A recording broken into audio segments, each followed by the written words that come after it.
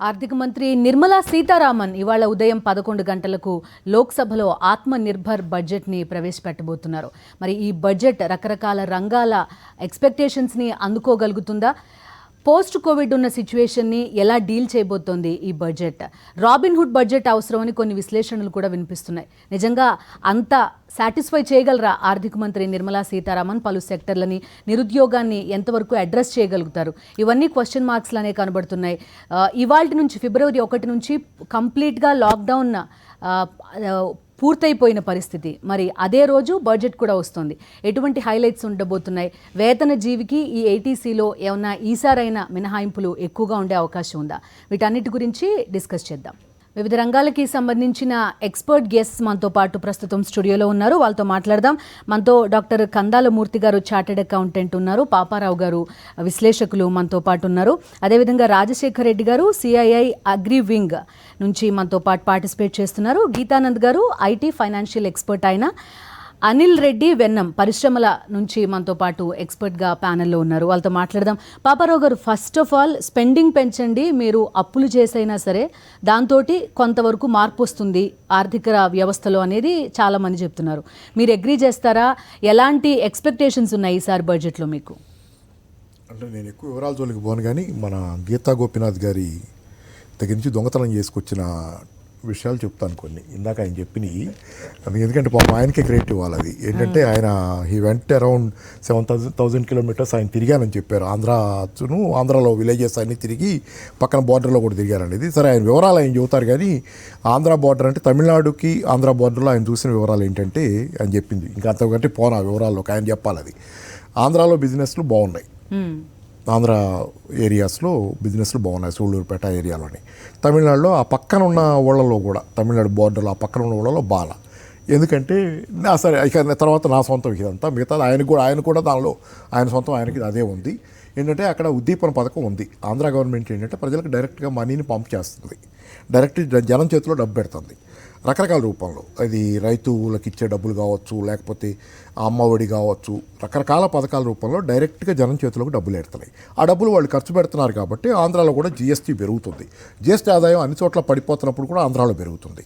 నా దగ్గర ఉన్న ఒకటే డేటా ఏంటంటే 2.5% ఒక నెలలో ఆంధ్రాలో పెరిగితే దేశం మొత్తం -30% దాకా ఉంది. 26-30% దాకా దేశం అంతా పడ్డ కాలంలో కూడా ఏపీలో 2.6%. స్పెండింగ్ పెంచడం వల్ల వచ్చే రిజల్ట్ అక్కడ కళ్ళ ముందు కనపడుతుంది. అదే మనం కేంద్రం నుంచి కూడా అడుగుతున్నాం, మీరు ఖర్చు పెంచండి, పబ్లిక్ ఎక్స్పెండిచర్ పెంచండి. కానీ గవర్నమెంట్ ఏం చేస్తుందో అది ఎదురుగానే డేటా ఉంది. నేనేం సెంట్రల్ గవర్నమెంట్ని విమర్శిద్దాం, బీజేపీ అగెనెస్ట్గా పోయే ఉద్దేశం కాదు. జరుగుతుంది చెప్పడం నా ఉద్దేశం, లేకపోతే ఆంధ్ర గవర్నమెంట్ని పోగొట్టడం కూడా నా ఉద్దేశం కాదు. ఎక్కడ మంచి ఉంటే అది చెప్పుకోవాలి. కాబట్టి ఆ మాటకు వస్తే తెలంగాణ గవర్నమెంట్ కూడా పబ్లిక్ ఎక్స్పెండిచర్ ఉంది. ఇక్కడ వేరే కారణాలు ఏమైనా కావచ్చు, ఎలక్షన్లు ఓటంలో వాటి జోలికి పోను, కానీ పబ్లిక్ బాగా 60,000 కోట్ల పైన ప్రజల కోసం వెల్ఫేర్ మీద ఖర్చు పెడుతున్నాయి 2 రాష్ట్రాలు ఈ దేశంలో. ఇది నాది కాదు, పేపర్ల గణాంకాలు. 60,000 కోట్ల పైన ఖర్చు పెడుతుంది 2 రాష్ట్రాలు ప్రజల సంక్షేమం కోసం, సంక్షేమ పథకాల మీద. ఒకటి ఏపీ, 2 తెలంగాణ. ఈ 2 రాష్ట్రాలు అంత పెద్ద ఎత్తున ఖర్చు పెడుతున్నాయి. మిగతా ఈ రాష్ట్రాలు ఇంత స్థాయిలో ఖర్చులు లేవు. అన్ని చోట్ల సంక్షేమం. ఒక ఉదాహరణ, గవర్నమెంట్ క్యాపెక్స్ అంటాం. క్యాపెక్స్ అంటే డిఫెన్స్ మీద పెట్టేది కానీ ఇతర సర్వీసెస్ మీద కానీ పెట్టుబడిగా పెట్టి, క్యాపెక్స్ అంటే క్యాపిటల్ ఎక్స్పెండిచర్. ఏదైతే ఆర్థిక వ్యవస్థకు పునాదిగా ఉంటుందో, మౌలిక రంగాల మీద పెట్టండి, ఏదైనా పెట్టండి, ఉపాధి కల్పించండి. అది ఆ ఉత్పత్తి పునాది ఏర్పరచడం. ఉత్పత్తి పునాదిలో ఉపాధి కూడా కల్పన జరుగుతుంది. దాని ద్వారా ఏమవుతుందంటే ఉపాధి కల్పన ద్వారా ఈ ఉత్పత్తి పునాది ద్వారా వచ్చే ఉత్పత్తిని కొనుగోలు చేస్తే డబ్బు జనాల చేతిలోకి వస్తుంది. కాబట్టి అట్లా ఎకానమీ కోలుకుంటుంది. ఈ క్యాపెక్స్ ఉండాలి బాగా. క్యాపెక్స్ ఉంటేనే ఎకానమీ బాగున్నట్టు. ఈ మధ్యకాలంలో మన క్యాపిటల్ దిగుమతులు పెరిగినాయి. ఈ మధ్యకాలంలో డేటా ఇచ్చిన దానిలో కూడా మీకు పెరగంది ఏంటంటే కొన్ని రకాల దిగుమతులు పెరిగినాయి, కానీ ఏంటి కన్సంప్షన్ దిగుమతులు పెరిగినాయి, కానీ ఈ క్యాపిటల్ గూడ్స్ దిగుమతులు పడిపోతున్నాయి. ఓవరాల్గా చాలా కాలంగా క్యాపిటల్ అంటే దేశీయ ఉత్పత్తి పునాది దెబ్బతింటుంది. అంటే ఉత్పత్తి కొత్తగా ఎవరు ముందుకు రావట్లా, యంత్రాలు దిగుమతి చేసుకోవట్లా. అంటే ఓవరాల్గా దేశ ఆర్థిక వ్యవస్థ దెబ్బతింటుంది. దానిలో భారత ప్రభుత్వం క్యాపెక్స్ కోసం పెడుతున్న ఎక్స్పెండిచర్ పెరగాలి. వాస్తవానికి సంక్షోభ కాలంలో ఏంటంటే భారీ ఎత్తున జీడిపి పడిపోవడం, ఉపాధి లేని కాలంలో పెరగాలి. కానీ Q2లో పెట్టిన దానికంటే Q3లో ఫైనాన్షియల్ 20 Q1 అంటే ఫైనాన్షియల్ 21లో Q1 అంటే ఇది మనకి అంత 21 కదా, 21, 22. ఇప్పుడు Q1 అంటే ఏప్రిల్ జూన్ కాలంలో, పోయిన సంవత్సరం 2020 ఏప్రిల్ జూన్ కాలం అనేది ఫైనాన్షియల్ 21 తాలూకు Q1. దానిలో పెట్టిన వ్యయం కంటే Q2లో జూలై సెప్టెంబర్ కాలంలో తక్కువ పెట్టారు ఖర్చు. పెరగాలి కదా ఖర్చు. ఎంత తక్కువ? 1.6 లక్షల కోట్ల రూపాయలు క్వార్టర్ 1లో కంటే క్వార్టర్ 2లో తక్కువ ఖర్చు పెట్టింది. అదే కాదు, government cutting down on budgeted expenditure. అసలు బడ్జెట్లో పోయిన సంవత్సరం ఫైనాన్షియల్ 20 ఇప్పుడు బడ్జెట్ ఇవాళ వస్తుంది, పోయిన సంవత్సరం బడ్జెట్లో ఎంత అంచనాలు వేసుకున్నారో లెక్కలు వేసుకున్నారో ఖర్చు పెట్టాలని అది కూడా ఖర్చు పెట్టాల. ఇప్పుడు పెంచాల్సిన టైంలో ఉన్న ఖర్చు కూడా పెడతాలని నిర్ణయించుకునే ఖర్చు కూడా పెట్టాలి. వీళ్ళు పొదుపు చేస్తున్నారు, పొదుపు రకరకాలుగా చేస్తున్నారు. ఓ పక్క ఖర్చు పెంచుతున్నాం, ఉద్దీపనలు ఇస్తున్నాం అని చెప్తానే మీకు ఉదాహరణ చెబుతా. సెంట్రల్లీ స్పాన్సర్డ్ స్కీమ్స్ అనేవి ఉన్నాయి. దానికోసం రాష్ట్రాలు కానీ కేంద్రం కానీ మొత్తం ఖర్చు పెడుతుంది 6-7 లక్షల కోట్ల రూపాయలు ఇద్దరు కలిసి. కేంద్రం దానిలో మేజర్ భాగం 3.45 లక్షల కోట్ల రూపాయలు కేంద్రం ఖర్చు పెడుతుంది. దీని మీద ఖర్చులు తగ్గించుకోవాలనేది ఈ సంవత్సరం ఇవాళ రాబోయే బడ్జెట్ తాలూకు ప్రణాళిక అని వాళ్ళ లెక్క. ఏంటంటే దీని మీద ఖర్చులు అంటే వెల్ఫేర్ మొత్తం కట్ చేయబోతున్నారు, కొంత కట్ చేయబోతున్నారు, ఏదో ఒకటి చేయబోతున్నారు. 3.4 లక్షల కోట్లు ఖర్చు పెట్టి తగ్గించాలని. ఇప్పుడు తగ్గిస్తే మీకు జరిగేది ఏంటి, ఆటోమేటిక్గా అది ఎలా తగ్గిస్తారంటే దాని మీద సరే అది ఎలా అయినా తగ్గిస్తున్నాయి, కొన్ని స్కీమ్స్ ఎత్తేస్తారు, అవుట్ రైట్ తీసేస్తారు స్కీమ్స్. అయితే రాష్ట్రాలు అడుగుతుంది ఏంటంటే మీ స్పాన్సర్డ్ స్కీమ్స్ తీసేస్తే మా రాష్ట్రంలో ఉన్న ప్రజల వెల్ఫేర్ బాగుండాలి కాబట్టి కనీసం రాష్ట్రాలకు డివాల్వ్ అయ్యే అమౌంట్ అంటే మేము కట్టే ట్యాక్స్ అమౌంట్లో మాకు ఇప్పుడు 42% ఇస్తున్నారు కదా, మొన్నటిదాకా 42% ఫైనాన్షియల్ ఏది 14th ఫైనాన్స్ కమిషన్, ఇప్పుడు 15th వచ్చింది. 42%ని 50% చేయండి, కనీసం మేము ఖర్చు పెట్టుకుంటాం, మీకు ఖర్చు పెట్టకపోతే తగ్గించారు. ఎట్లా అది కూడా చెబుతున్నాం అని అడుగుతున్నాం. 32% నుంచి 42% చేశారు. ఇంతకుముందు కూడా సెంట్రల్ స్పాన్సర్డ్ స్కీమ్స్ 2016-15లో కూడా తీసేశారు. కొన్ని తీసేసినా కానీ ఏం చేశారంటే 14th ఫైనాన్స్ కమిషన్ ప్రకారం రాష్ట్రాలకు ఇచ్చే అమౌంట్ని 32 నుంచి 42 చేశారు. కాబట్టి అది ఉపశమనం అనుకుందాం. కానీ అది ఉపశమనం కాకుండా ఎక్కడ పోయింది, 42 చేసి మీరు ఒక పక్కన నెంబర్ పెంచారు, రెండో పక్కన సెస్లు సర్ఛార్జీలు వేసి ఇచ్చే అమౌంట్ని వెనక్కి అంటే రాష్ట్రాలకు రాకుండా డివాల్వ్ అవ్వకుండా ఆ అమౌంట్ మీకే మిగిలిపోయేలాగా ప్రణాళిక వేశారు. అంటే సెస్ సర్ఛార్జ్ వేస్తే ఏమవుద్దంటే ఆ డబ్బుల్లో రాష్ట్రాలకు వాటా ఉండదు. మీరు డైరెక్ట్గా ఎక్సైజ్ డ్యూటీ వేస్తే రాష్ట్రాలకు వాటా వస్తుంది. అలా కాకుండా సెస్ సర్ఛార్జ్ చేసి మీరు మిగుల్చుకున్నప్పుడు 32ని 42 చేసామని ఏం లాభం? అసలు ఓవరాల్ బేస్ ఆఫ్ ది పంచుకునే బేసే తగ్గిపోయినాక వచ్చేది ఇటు కూడా తగ్గుద్ది. రైట్. ఒకసారి మనం రాజశేఖర రెడ్డి గారి దగ్గరికి వెళ్దాం. రాజశేఖర రెడ్డి గారు చూస్తున్నాం ఒక ఘర్షణ వాతావరణం అయితే కనబడుతోంది రైతులకి సెంట్రల్ గవర్నమెంట్కి. ఈ ఒక కీలకమైన ప్రకటన ఎక్స్పెక్ట్ చేయొచ్చా? ఈ సాగు చట్టాలకి మేము ఖచ్చితంగా వెనక్కి తగ్గమని చెప్తున్నారు, బట్ స్టిల్ ఏదైనా చేస్తారేమో అని ఒక ఆశ. ఏం చేస్తారో తెలియదు, but what should be done that is important. ఎందుకంటే ఈ 3 లాస్ అనేది స్ట్రక్చరల్ రిఫార్మ్స్ అని చాలా ప్రతి ఇంటర్నేషనల్ ఏజెన్సీ కానీ ఎకానమిస్ట్ కానీ స్ట్రక్చరల్ రిఫార్మ్స్ తీసుకురావాలన్నారు. So these 3 laws from that angle are good.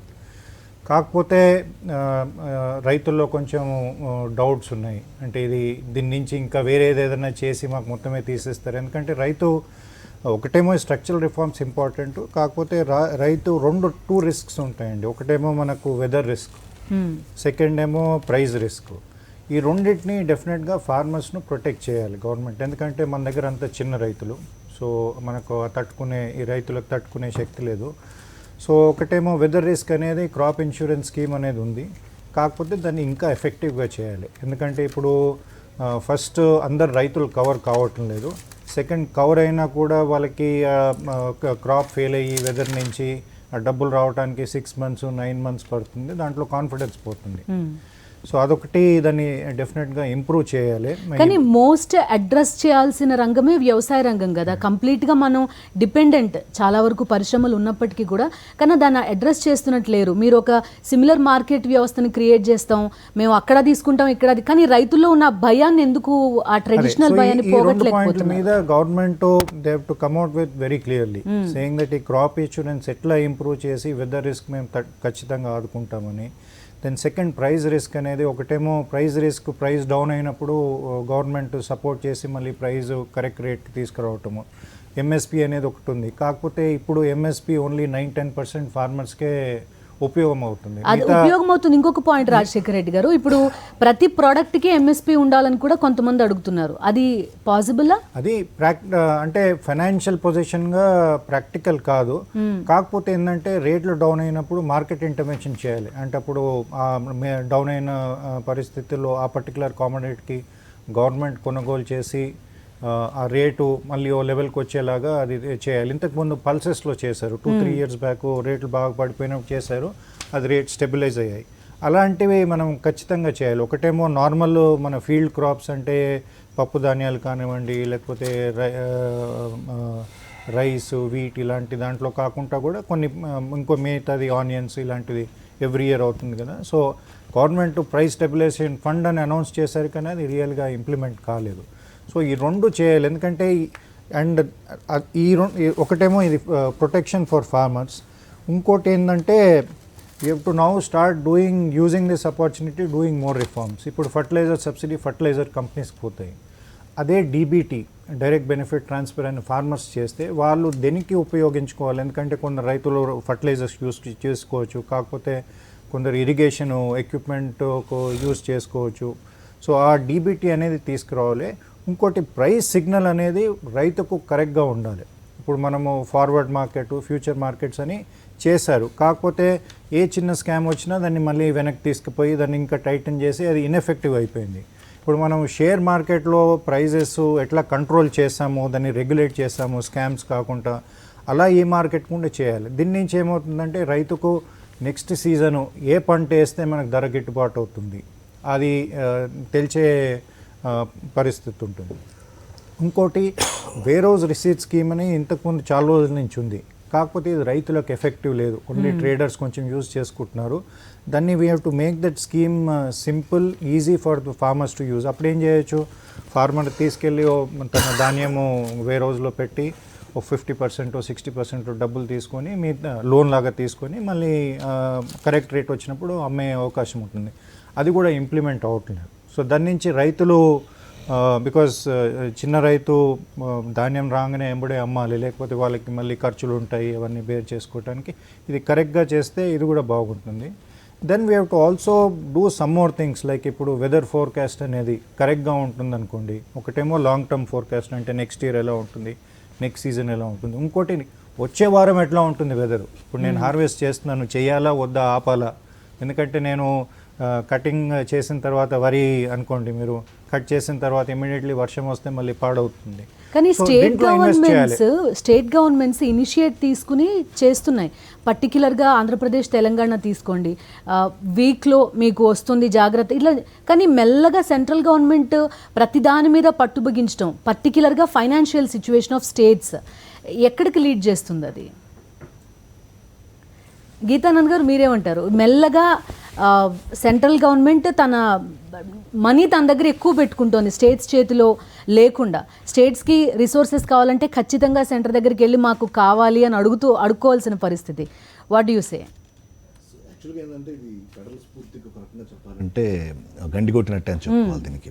So ఇందులో ఆ రాష్ట్రాల ప్రయోజనాలు రాష్ట్రాలకే బాగా తెలుస్తాయి. ఫర్ ఎగ్జాంపుల్ మీకు ఆంధ్రప్రదేశ్లో ఉన్నటువంటి పరిస్థితులు తమిళనాడులో ఉండవు, తమిళనాడులో ఉన్నవి పక్కన ఇప్పుడు ఉన్నటువంటి తెలంగాణలో ఉండదు.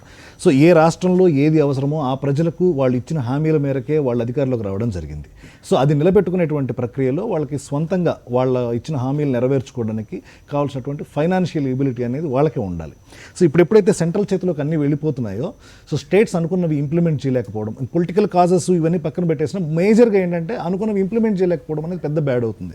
ఒక్కోసారి ఆశ్చర్యంగా ఉంటాయి, ఒక్కో రాష్ట్ర ప్రభుత్వం ఎక్కడి నుంచి ఎలా డబ్బులు పుట్టిస్తుందో, ఎలా పథకాలకు ఇస్తుందో, డేట్లు చెప్పి టైం చెప్పి ఇవ్వడం కానీ ఇవన్నీ చూస్తే ఆశ్చర్యంగానే ఉంటుంది. ఎక్కడి నుంచి వస్తుంది సోర్స్ ఆఫ్ మనీ ఎక్కడ అని, ఎందుకంటే సెంటర్ మీద డిపెండ్ అయినటువంటి పరిస్థితి.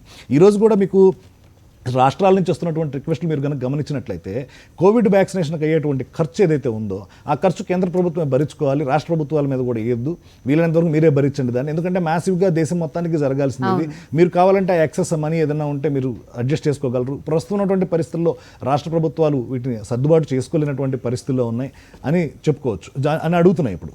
ఇక రెండోది, మళ్ళీ రాష్ట్రాలకు రావాల్సినటువంటి బకాయిలు ఏవైతే ఉన్నాయో అవి జిఎస్టీ బకాయిలు కానివ్వండి, రావాల్సిన రీఫండ్స్ కానివ్వండి, ఏమైనా ఉంటే అవి ఇచ్చుకుంటే మేము ఇక్కడ చేసుకునేటువంటి కార్యక్రమాలు చేసుకుంటాము అనేది రెండో రకం.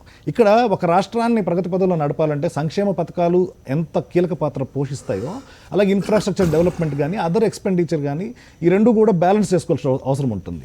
ఇప్పుడున్నటువంటి పరిస్థితుల్లో రాష్ట్ర ప్రభుత్వాలు సంక్షేమ పథకాల మీద కాన్సన్ట్రేట్ చేస్తే, సో అభివృద్ధి మీద కొంతవరకు అంటే డబ్బులు ఎక్కువ స్పెండ్ చేయలేనటువంటి పరిస్థితులు ఉన్నాయి. సో ఈ రెండింటినీ బ్యాలెన్స్ చేసుకునేటట్టు ప్రతి రాష్ట్రానికి ఆ రాష్ట్రాలకు తగ్గ అవసరాలకు తగ్గట్టుగా సో కేంద్ర ప్రభుత్వాలు అనేవి కేంద్ర ప్రభుత్వం షేర్ చేయాల్సినటువంటి అవసరం. ఈ ప్రతిసారి రాష్ట్రాలు మా పన్నుల వాటా మాకు ఇవ్వండి, మేము డబ్బులు ఖర్చు పెట్టి, ప్రతి బడ్జెట్ అప్పుడు రెగ్యులర్గా ప్రతి స్టేట్ గవర్నమెంట్ నుంచి నేతలు అనేది మాట్లాడేది అదొక్క విషయమే మనకు కనబడుతుంది, మా పన్నుల వాటా మాకు ఇవ్వండి చాలు, మీరు వేరే డబ్బులు ఇవ్వక్కర్లేదని. అదే కదండి. ఇప్పుడు ఇంకోటి కూడా చూడండి, ఇప్పుడు ఆంధ్రప్రదేశ్ ప్రాధాన్యత విషయానికి వస్తే మనకు పోలవరం ప్రాజెక్ట్ అనేది ప్రాధాన్యత అంశం. దానికి సంబంధించి ఇప్పుడు ఎంత రిలీజ్ చేస్తారు, ఏం రిలీజ్ చేస్తారు గవర్నమెంట్ నుంచి ఒక రిక్వెస్ట్, ఒక ఆశగా ఎదురు చూస్తున్నప్పుడు ఆంధ్రప్రదేశ్. తెలంగాణ విషయానికి వస్తే ఇక్కడ వీళ్ళు నీళ్ల పథకం భగీరథ ఏదైతే ఉందో దానికి సంబంధించి మిషన్ భగీరథకి సంబంధించి వీళ్ళు ఎదురు చూస్తారు. అట్లాగే మన ఆంధ్రప్రదేశ్ రాష్ట్రంలో ఈ 10 సంవత్సరాల పాటు జిఎస్టీలో కొంచెం వెసులుబాటు ఇవ్వాల్సినటువంటి అవసరం ఉంది ప్రత్యేక రాష్ట్రమైనటువంటి పరిస్థితుల్లో. సో అలాగే రాయితీలు పరిశ్రమలకు ఇవ్వాల్సినటువంటి అవసరం ఉంది, అప్పుడే అక్కడ గ్రోత్ ఉంటుంది. సో ఈ రిక్వెస్ట్లు ఉన్నాయి. సో ఇవి అడ్రస్ చేస్తే, ఈ బడ్జెట్లో కనుక అడ్రస్ చేస్తే ఆ రాష్ట్రానికి కూడా కొంత వెసులుబాటు కల్పించినట్టు అవుతుంది. ఇందాక పాపారావు గారు చెప్పిన ఎక్స్టెన్షన్ చెప్తున్నాను. ఆంధ్రప్రదేశ్ రాష్ట్రం జూన్లో మొత్తం దేశం అంతా కటకటలాడుతున్నటువంటి సమయంలో 6% జిఎస్టీ వృద్ధి సాధించింది. ఇప్పుడు జనవరిది ఈరోజు ఈ రాష్ట్రంది రాలేదు, ఇంకా రాష్ట్రాల వారీగా రాలేదు. వస్తే చూడండి మీకు డెఫినెట్గా గ్రోత్ ఉంటుంది. ఎందుకు అంటే అమ్మఒడి కావచ్చు, ఇంకోటి కావచ్చు, రైతు భరోసా కావచ్చు, ఏదో ఒకటి 6,000 కోట్లు 7,000 కోట్లు పంపింగ్ జరుగుతున్నప్పుడు ఇదేమైందంటే ఈ మనీ నేరుగా వెళ్ళి వాళ్ళు ఏదో ఒక వస్తువులు కొంటా వచ్చారు. వస్తువులు కొంటున్నప్పుడు ఏమైంది, లోకల్గా వ్యాపారాలు అభివృద్ధి చెందింది. అభివృద్ధి చెందిన తర్వాత ఏమైంది, మళ్ళీ ఎకానమీ అనేది రివైవ్ అవుతూ ఉంది, మన కంటికి కనబడతా ఉన్నటువంటి ఎగ్జాంపుల్. అదే సమయంలో పక్కనున్న తమిళనాడులో 15% జిఎస్టీ వసూళ్లు డ్రాప్ అయినటువంటి పరిస్థితి. సో ఈ వేరియేషన్స్ ఇవన్నీ ఉన్నప్పుడు ఏంటంటే ఏ రాష్ట్ర ప్రభుత్వానికి ఆ రాష్ట్ర ప్రభుత్వాలకు ఉన్నటువంటి అవసరాలు తగ్గట్టుగా కేంద్ర ప్రభుత్వం నిధులు సమకూరిస్తే వాళ్ళ పనులు ఏం చేయక్కర్లేదు. టెక్స్ట్ బుక్ పాలసీలు, టెక్స్ట్ బుక్ రిఫార్మ్స్ తెండి చాలు అనేది ఫైనల్లీ మీ మాట. అనిల్ రెడ్డి గారు ఏం చెప్తారు, మీరు ఎలాంటి ఎక్స్పెక్టేషన్స్ ఉన్నాయి పరిశ్రమల వైపు నుంచి ఈ బడ్జెట్లో? అందరికీ మొదట సంతోషకరమైన వార్త ఏంటంటే కోవిడ్ తర్వాత అంటే ఒక సామాన్య బిఫోర్ కోవిడ్ ఎలా ఉందో ఇప్పుడు ఆ పరిస్థితి రాబోతుంది. సో ఇదొక పాజిటివ్ నోట్ కింద తీసుకోవచ్చు మనము. ఇండస్ట్రీ సెక్టర్గా మనం చూసినట్టయితే స్పెషల్గా స్మాల్ స్కేల్ సెక్టర్ ఏదైతే ఉందో 2021 ఫస్ట్ క్వార్టర్, 2021 సెకండ్ క్వార్టర్, ఈ 2 క్వార్టర్లు మనకు చూసినట్టయితే స్మాల్ స్కేల్ సెక్టర్ చాలా ఎఫెక్ట్ అయింది.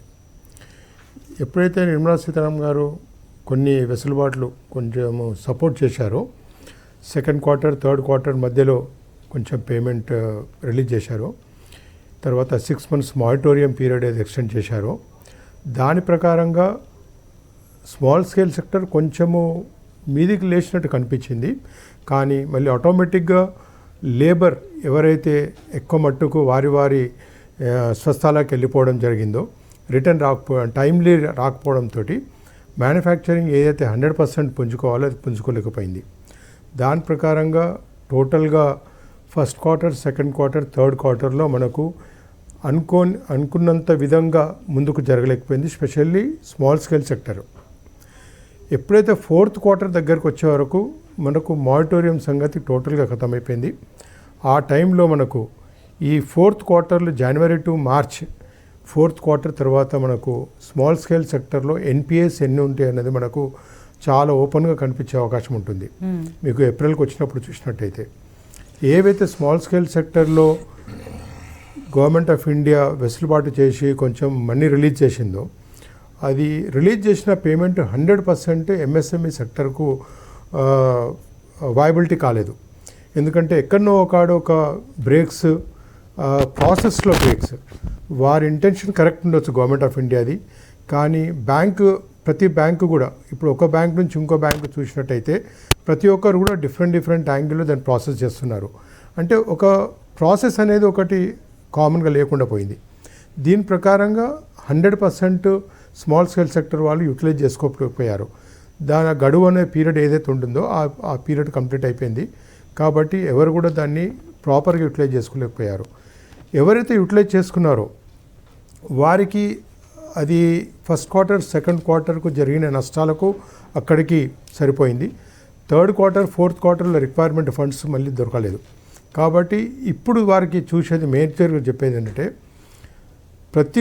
ఇప్పుడు ఫస్ట్ 6 months మారిటోరియం ఇచ్చిన తర్వాత కూడా మారిటోరియంలో కూడా మనకు సంబంధించిన ఇంట్రెస్ట్ దానికి కూడా సపరేట్ ప్యాకేజ్ ఇచ్చి దాని మీద కూడా ఇంట్రెస్ట్ ఛార్జ్ చేయడము, తర్వాత వేరే టర్మ్ లోన్స్ కానివ్వండి ఏవైతే 6 months వెసులుబాటు చేసి మళ్ళీ దాన్ని టోటల్గా స్ట్రక్చర్ చేయడము, ఇవన్నీ కూడా ఎంత చేసినా కూడా కరెక్ట్ టైం కాదు అది.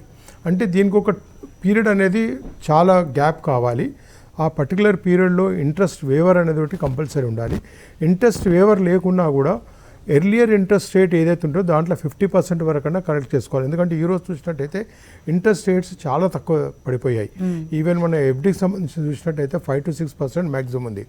కాబట్టి డెఫినెట్గా ఆ లెవెల్కు తీసుకొచ్చినట్టయితే బ్యాంకింగ్ సెక్టర్ కూడా ఎంతో 3.75, 3.5 ప్రకారంగా వచ్చినప్పుడు ఇటు ఇండస్ట్రీ సెక్టర్ నుంచి కూడా ఎక్కువ లేకుండా అది రెడ్యూస్ చేసే అవకాశం ఉండే, కానీ అది కాలేదు, ఆ విధంగా కాలేదు.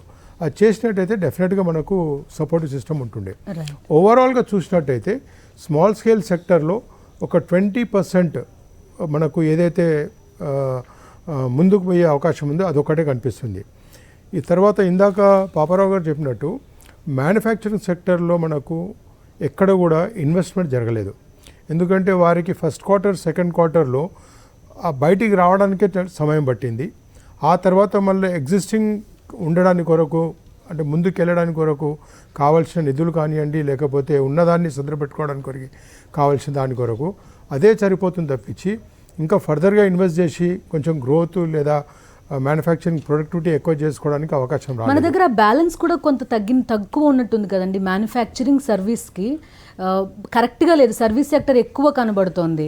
సర్వీస్ సెక్టర్గా ఎక్కువ కనిపించడానికి కారణం ఏంటంటే ఇప్పుడు అంతకు మొదలు మనం సర్వీస్ సెక్టర్కు ఎక్కువ మటుకు ఐటీ రంగాన్నే సర్వీస్ సెక్టర్ చూసేది.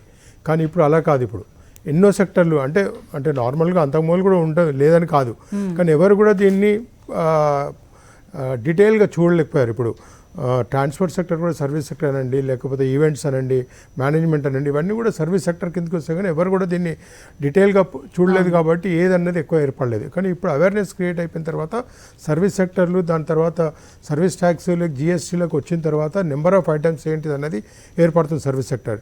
దాని మూలాన మనకు సర్వీస్ సెక్టర్లో రాబడి రావడము, లేకపోతే సర్వీస్ సెక్టర్ చాలా పెద్దగా ఉందనేది కనిపెడుతుంది. మ్యానుఫ్యాక్చర్ సెక్టర్లో ఏంటంటే ఏదున్నా మ్యానుఫ్యాక్చర్ సెక్టర్ మొదటి నుంచి limited in the sense whatever you produce that is called as a manufacturing. So అదొకటే. ఇప్పుడు అట్లా అగ్రికల్చర్ సెక్టర్ చూసినట్టయితే మిషనరీ యూజ్ చేయకున్నా కూడా మనం చూసినట్టయితే that is also called a manufacturing point of view. We as a manufacturers we say it's a producing. So డెఫినెట్గా అది కూడా ఒక అదే ఓకే. అక్కడ మనకు జిఎస్టీకి సంబంధించిన అవన్నీ లావాదేవీలు లేవనుకోండి డైరెక్ట్ ప్రొడ్యూస్ దగ్గర. కానీ డెఫినెట్గా మ్యానుఫ్యాక్చరింగ్ సెక్టర్లో లార్జ్ స్కేల్ సెక్టర్కి సంబంధించి స్మాల్ స్కేల్ సెక్టర్కి సంబంధించినట్టు చూసినట్టయితే ఈ స్మాల్ స్కేల్ సెక్టర్కు జరిగిన ఇబ్బందులు ఈ మన బడ్జెట్లో ఆదుకోకుంటే మాత్రం డెఫినెట్గా ఇది చాలా పెద్దగా. మూర్తి గారితో కూడా మాట్లాడదాం. మూర్తి గారు, పోస్ట్ కోవిడ్ బడ్జెట్ ఇది ఒక వీ కర్వ్ ఉంది అని కొంతమంది అంటున్నారు. లేదు, అది మనం కొంతమంది చేతిలోనే డబ్బులు ఉండిపోయాయి, మిగతా వాళ్ళంతా ఉద్యోగాలు లేకపోతే సరైన స్పెండింగ్ కెపాసిటీ లేక ఉండిపోతున్నారు అనేది ఒక అబ్జర్వేషన్. మీరేం ఎక్స్పెక్ట్ చేస్తున్నారు? ఆ అబ్జర్వేషన్ ఎట్లా చూస్తారు మీరు? రెసిషన్ నుంచి రికవరీ అవుతున్నామమ్మా, కాబట్టి ఇది ఖచ్చితంగా వీ షేప్డ్, అందులో డౌట్ లేదు. It is not K. Of course 4-5 ప్రాతిపదికలు తీసుకుని ఈ షేప్ని, ఈ కర్వ్ని డిఫైన్ చేస్తారు. ఇది ఖచ్చితంగా 100కి 100 వీ కర్వ్, అందులో డౌట్ లేదండి. నిన్నటి వరకు మనం థ్యాంక్స్ టు గాడ్ ఆరోగ్యం విషయంలో కరోనా కంటే టీకాలు వేసాం. ఇప్పుడు ఆర్థిక రంగానికి టీకాలు వేయాలి, మంచి టీకా. ఆ టీకాలు ఎటువంటి వేయాలంటే, ఒకటి వ్యవసాయ రంగంలో మిగతావన్నీ మన చేతిలో ఉన్న గిట్టుబాటు ధరలు తీయాలి. ఎంఎస్పీ విషయంలో చిన్న తరహా పరిశ్రమల్లో చాలా అలక్ష్యంగా జరుగుతుంది గవర్నమెంట్. ఇంతవరకు కూడా సరైన నిర్వచనం లేదు, సరైన స్కోప్ లేదు. 200 మిలియన్లు ఉన్న సంస్థకి ఒక పెద్ద స్టాచ్యూరీ బాడీ కూడా లేదు దురదృష్టవశాత్తు. దాన్ని చాలా పైకి తీసుకురావాలి. తర్వాత బ్యాంకింగ్ ఇండస్ట్రీలో ఎన్పిఎల్ పెరిగిపోయి బ్యాడ్ బ్యాంక్ ప్రపోజల్ కొత్తగా వచ్చింది, అది కూడా మోస్ట్ వెల్కమ్ రావచ్చు అనుకుంటున్నానండి. 2 ట్రిలియన్ కోట్లు, 2 ట్రిలియన్ల బంగారం తిజోరీలో మునిగిపోతుంది. మీరు వేసుకున్న నల్ల దశలో, నేను వేసుకున్న నల్ల దశలో ఉన్నది. ఈ నల్ల దశలో ఉన్న బంగారానికి వెలుగులో రావాలంటే ఒక స్కీమ్ తీసుకురావాలి.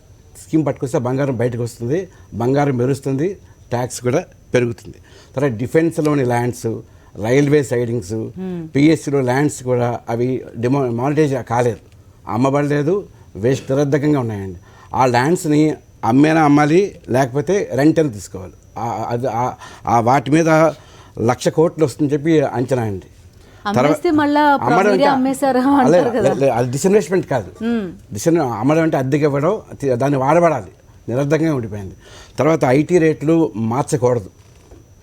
ఇవ్వదలుచుకుంటే స్టాండర్డ్ ఎంప్లాయ్కి స్టాండర్డ్ ఇవ్వచ్చు, మెడిక్లెయిమ్ పెంచి అటువంటి చేయాలి తప్ప ఐటీ స్లాబ్ స్థిరత్వం వైపు దృష్టి చూపెడతారు. అసలు మాటిమాటికి ఫైనాన్స్ మీద వస్తున్నారు, రేట్లు మారుస్తారని ఇంప్రెషన్ ఉండకూడదు. స్లాబులు మార్చకూడదు, రేట్లు మార్చకూడదు. కేవలం ఏటీసీ బెనిఫిట్ అటువంటివి, అంటే ఇందాక మనం అనుకున్న మెడిక్లెయిమ్ అటువంటివి ఇవ్వాలి. మూడోది ఏంటంటే స్మగ్లింగ్ని నిరోధించాలి, సబ్సిడీలు పూర్తిగా ఎత్తివేసేయాలి. ఎవరేమనుకున్నారు, ఏ రాష్ట్ర ప్రయోజనం అవన్నీ కాకుండా సబ్సిడీ మన పార్లమెంట్లో వాళ్ళ మెంబర్స్కి ఎత్తేసారు కదా సబ్సిడీ. అదే రకంగా కొంచెం ధైర్యంగా సబ్సిడీ ఎత్తితే, లేకపోతే క్రైమ్ అయిపోయి సబ్సిడీలు ఎత్తితే ఎకానమీ లాంగ్ రేంజ్లో బాగుపడుతుంది. తర్వాత R&D పెరుగుతారు, చాలా ఖర్చు పెట్టాలంటే R&D తర్వాత మనం తక్కువ ఖర్చు పెడతాం. ఈ 9 టీకాలు వేస్తే నా ఉద్దేశంలో ఆర్థిక ఆరోగ్యం ఏర్పడుతుంది. మీ అంచనా ఏంటి మూర్తి గారు? ఇది రివైవల్ మోడ్లో ఉందా మన ఎకానమీ? డౌట్ లేదమ్మా, ఇంకా రివైవల్ మోడ్లో ఉందమ్మా. అన్ని గణాంకాలు చెప్తున్నాయి, జీఎస్టీ కలెక్షన్లు పెరిగాయి, అన్ని కలెక్షన్లు పెరిగాయి, అందరూ తిరుగుతున్నారు, సంతోషంగా ఉన్నారు, ఖర్చు పెడుతున్నారు. ఖర్చు ఎప్పుడైతే మొదలవుతుందో ఎకానమీకి ఒక రకమైన ఇది ఏర్పడుతుంది, జీలు ఏర్పడుతుంది. కాబట్టి ఎకానమీ రికవర్ అవుతానండి. అయితే 2022కి కొంచెం స్థిరత్వం ఏర్పడవచ్చు. ఇప్పటికి ఇవాళ గౌకని మీద రిజల్ట్ రాకపోవచ్చు, కానీ దిశ మాత్రం రికవరీ దిశగానే ఉందండి. కాబట్టి ఏం ప్రాబ్లం ఉండదు. రైట్. సో ఏపీ విషయానికి వద్దాం గీతానంద్ గారు ఒకసారి. సంక్షేమ పథకాలపైన ఎక్కువ ఖర్చు పెడుతున్నారని చెప్తున్నారు. మనకి పోలవరానికి డబ్బులు కావాలి. Chennai Bengaluru industrial corridor, 2 industrial కారిడార్లు ఏర్పడితే కనుక పెద్ద పరిశ్రమలు అక్కడికి వస్తాయి, కొంత ఎక్కువ రివైవల్లోకి వెళ్తుంది అనేది కూడా ఒక అబ్జర్వేషన్. కంప్లీట్గా అగ్రి డిపెండెంట్ స్టేట్గా మారిపోయింది ఏపీ ఇప్పుడు. సో ఏం అవసరం సెంటర్ నుంచి ఏపీకి ప్రస్తుతానికి? సో యాక్చువల్లీ ఏంటంటే మామూలు ఇప్పుడు ఈ బడ్జెట్ పరంగా కనుక చూసినట్లయితే మనం అడుగుతున్న పోలవరానికి నిధులు ఒకటి, కావాల్సినటువంటి రెవెన్యూ షేర్ ఏదైతే రావాలో అది ఇవి కావాలి. వీటితో పాటు ఏంటంటే ఆంధ్రప్రదేశ్కి ఉన్నటువంటి ప్రధానమైనటువంటి అడ్వాంటేజ్ పెద్ద కోస్టల్ తీరం ఉండడం అనేది ఒక అడ్వాంటేజ్. మీకు చిన్న ఎగ్జాంపుల్ తీసుకోండి. SEZ అనే కాన్సెప్ట్ వచ్చిన తర్వాత ఆంధ్రప్రదేశ్లో ఎన్ని ఇండస్ట్రీస్ వచ్చాయి, ఎంత గ్రోత్ కనబడింది. ఈరోజు మీరు ఒకసారి కనుక చిత్తూరు జిల్లాలో ఉన్నటువంటి చిత్తూరు జిల్లా మీద ఉన్నటువంటి శ్రీ సిటీకి కనుక వెళ్ళి చూస్తే మీకు ఎన్ని పెద్ద కంపెనీలు కనబడుతున్నాయి. కొబెకో దగ్గర నుంచి పెద్ద పెద్ద కంపెనీలన్నీ అక్కడ ఈరోజు ఉన్నాయి. మీకు అపాచే ఫ్యాక్టరీస్ అనేవి చాలా మీకు ఇండస్ట్రియలైజేషన్ అనేది ఎక్కువ జరిగింది ఆ ఏరియాలోనే జరిగింది. సో మేజర్గా ఇది ఆ రాష్ట్రానికి ఉన్నటువంటి అడ్వాంటేజ్. అయితే అక్కడ ఇన్ఫ్రాస్ట్రక్చర్ బాగా బిల్డ్ చేయాల్సినటువంటి అవసరం ఉంది. సో ఇప్పుడు కోస్టల్గా ఆ కారిడార్ ఏదైతే ఉందో ఆ కారిడార్ ఇండస్ట్రియల్ కారిడార్ చేసుకునేటువంటి అవకాశం ఉంది.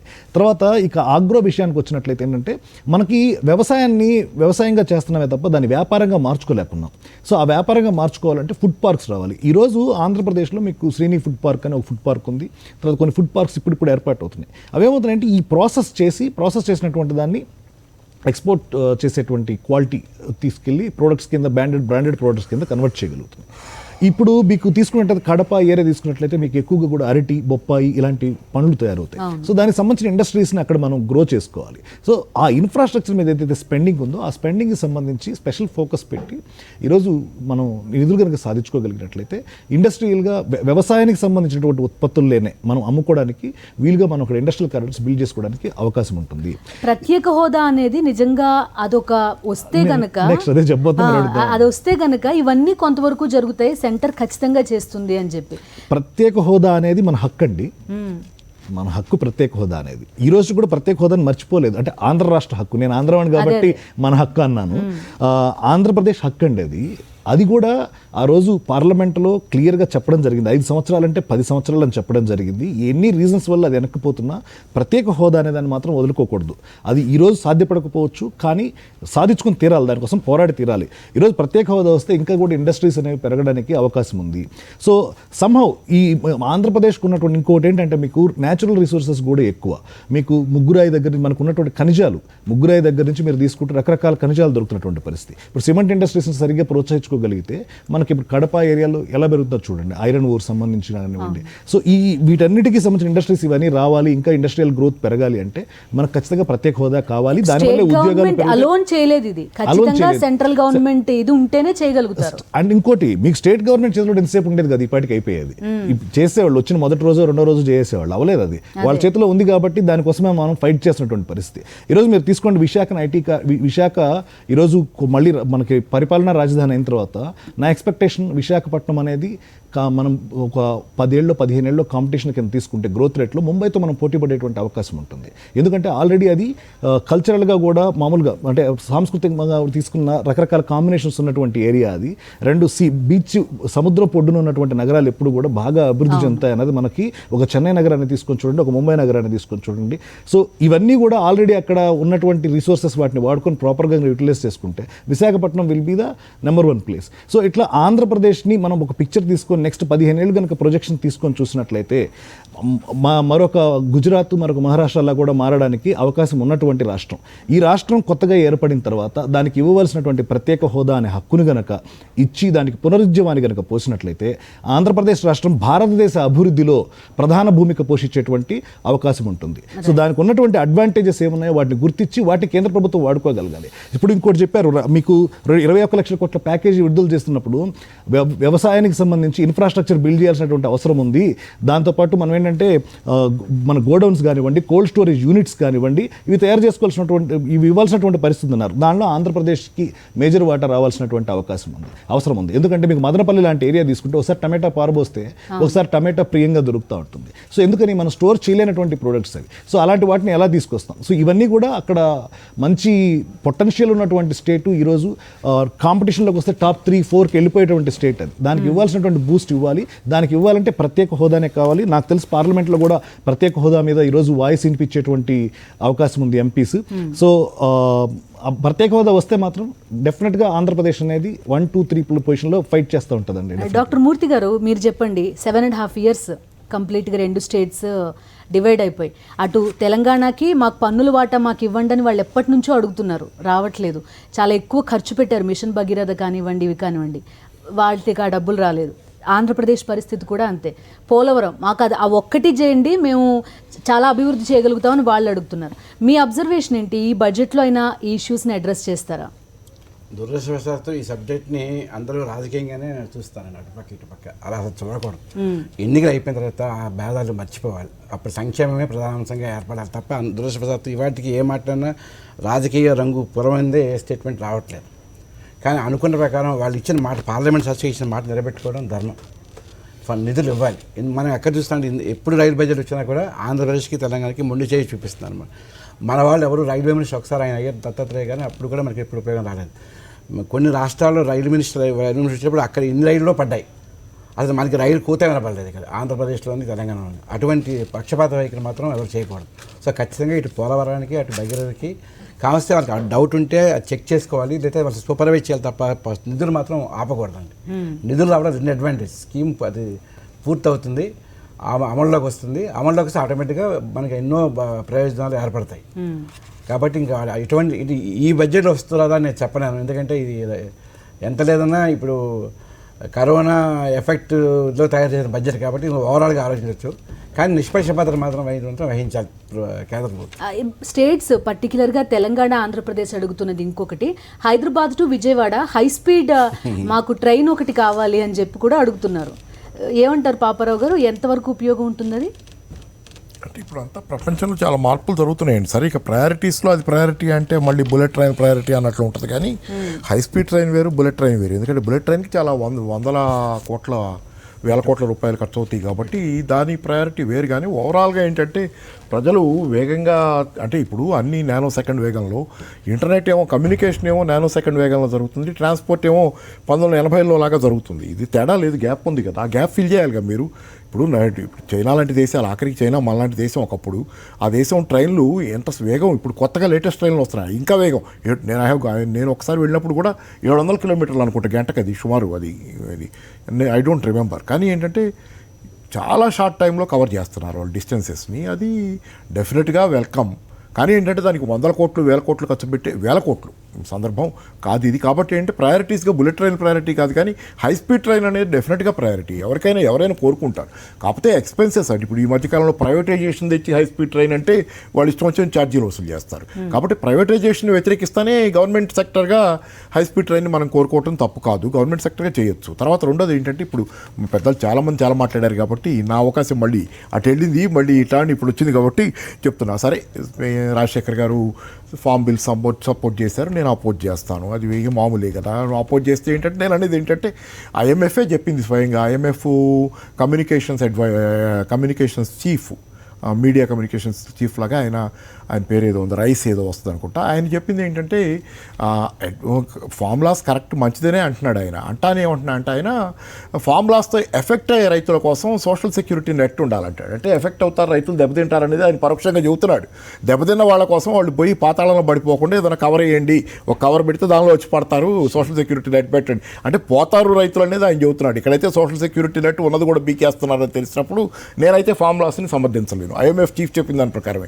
రెండోది ఆయన ఏం చెబుతున్నా అంటే ఐఎంఎఫ్ చీఫ్ ఈ ఫార్ములాస్ పెట్టిన తర్వాత నిరుద్యోగులు అయ్యాలేదు, కానీ అది జరగాలంటే జాబ్స్ అకామిడేట్ చేసుకునే జాబ్ సెక్టర్ గ్రోత్ బాగా ఉండాలంటున్నాడు. అంటే ఫార్మర్స్ నిరుద్యోగులు అవుతారు, అంటే వాళ్ళ ఉపాధి వ్యవసాయంలో పోద్దని కూడా చెబుతున్నాడు ఆయన పరోక్షంగా. వాళ్ళని అకామిడేట్ చేసుకోవడానికి ఒక జాబ్ సెక్టర్ బాగా పెరిగేది ఉండాలంటున్నాడు. ఈరోజు జాబ్ సెక్టర్లో ఉన్న వాళ్ళకి ఉద్యోగాలు పోతుంటే రైతుల పిల్లలు ఎంతమంది ఎంత చదువుకునే అవకాశం ఉంది?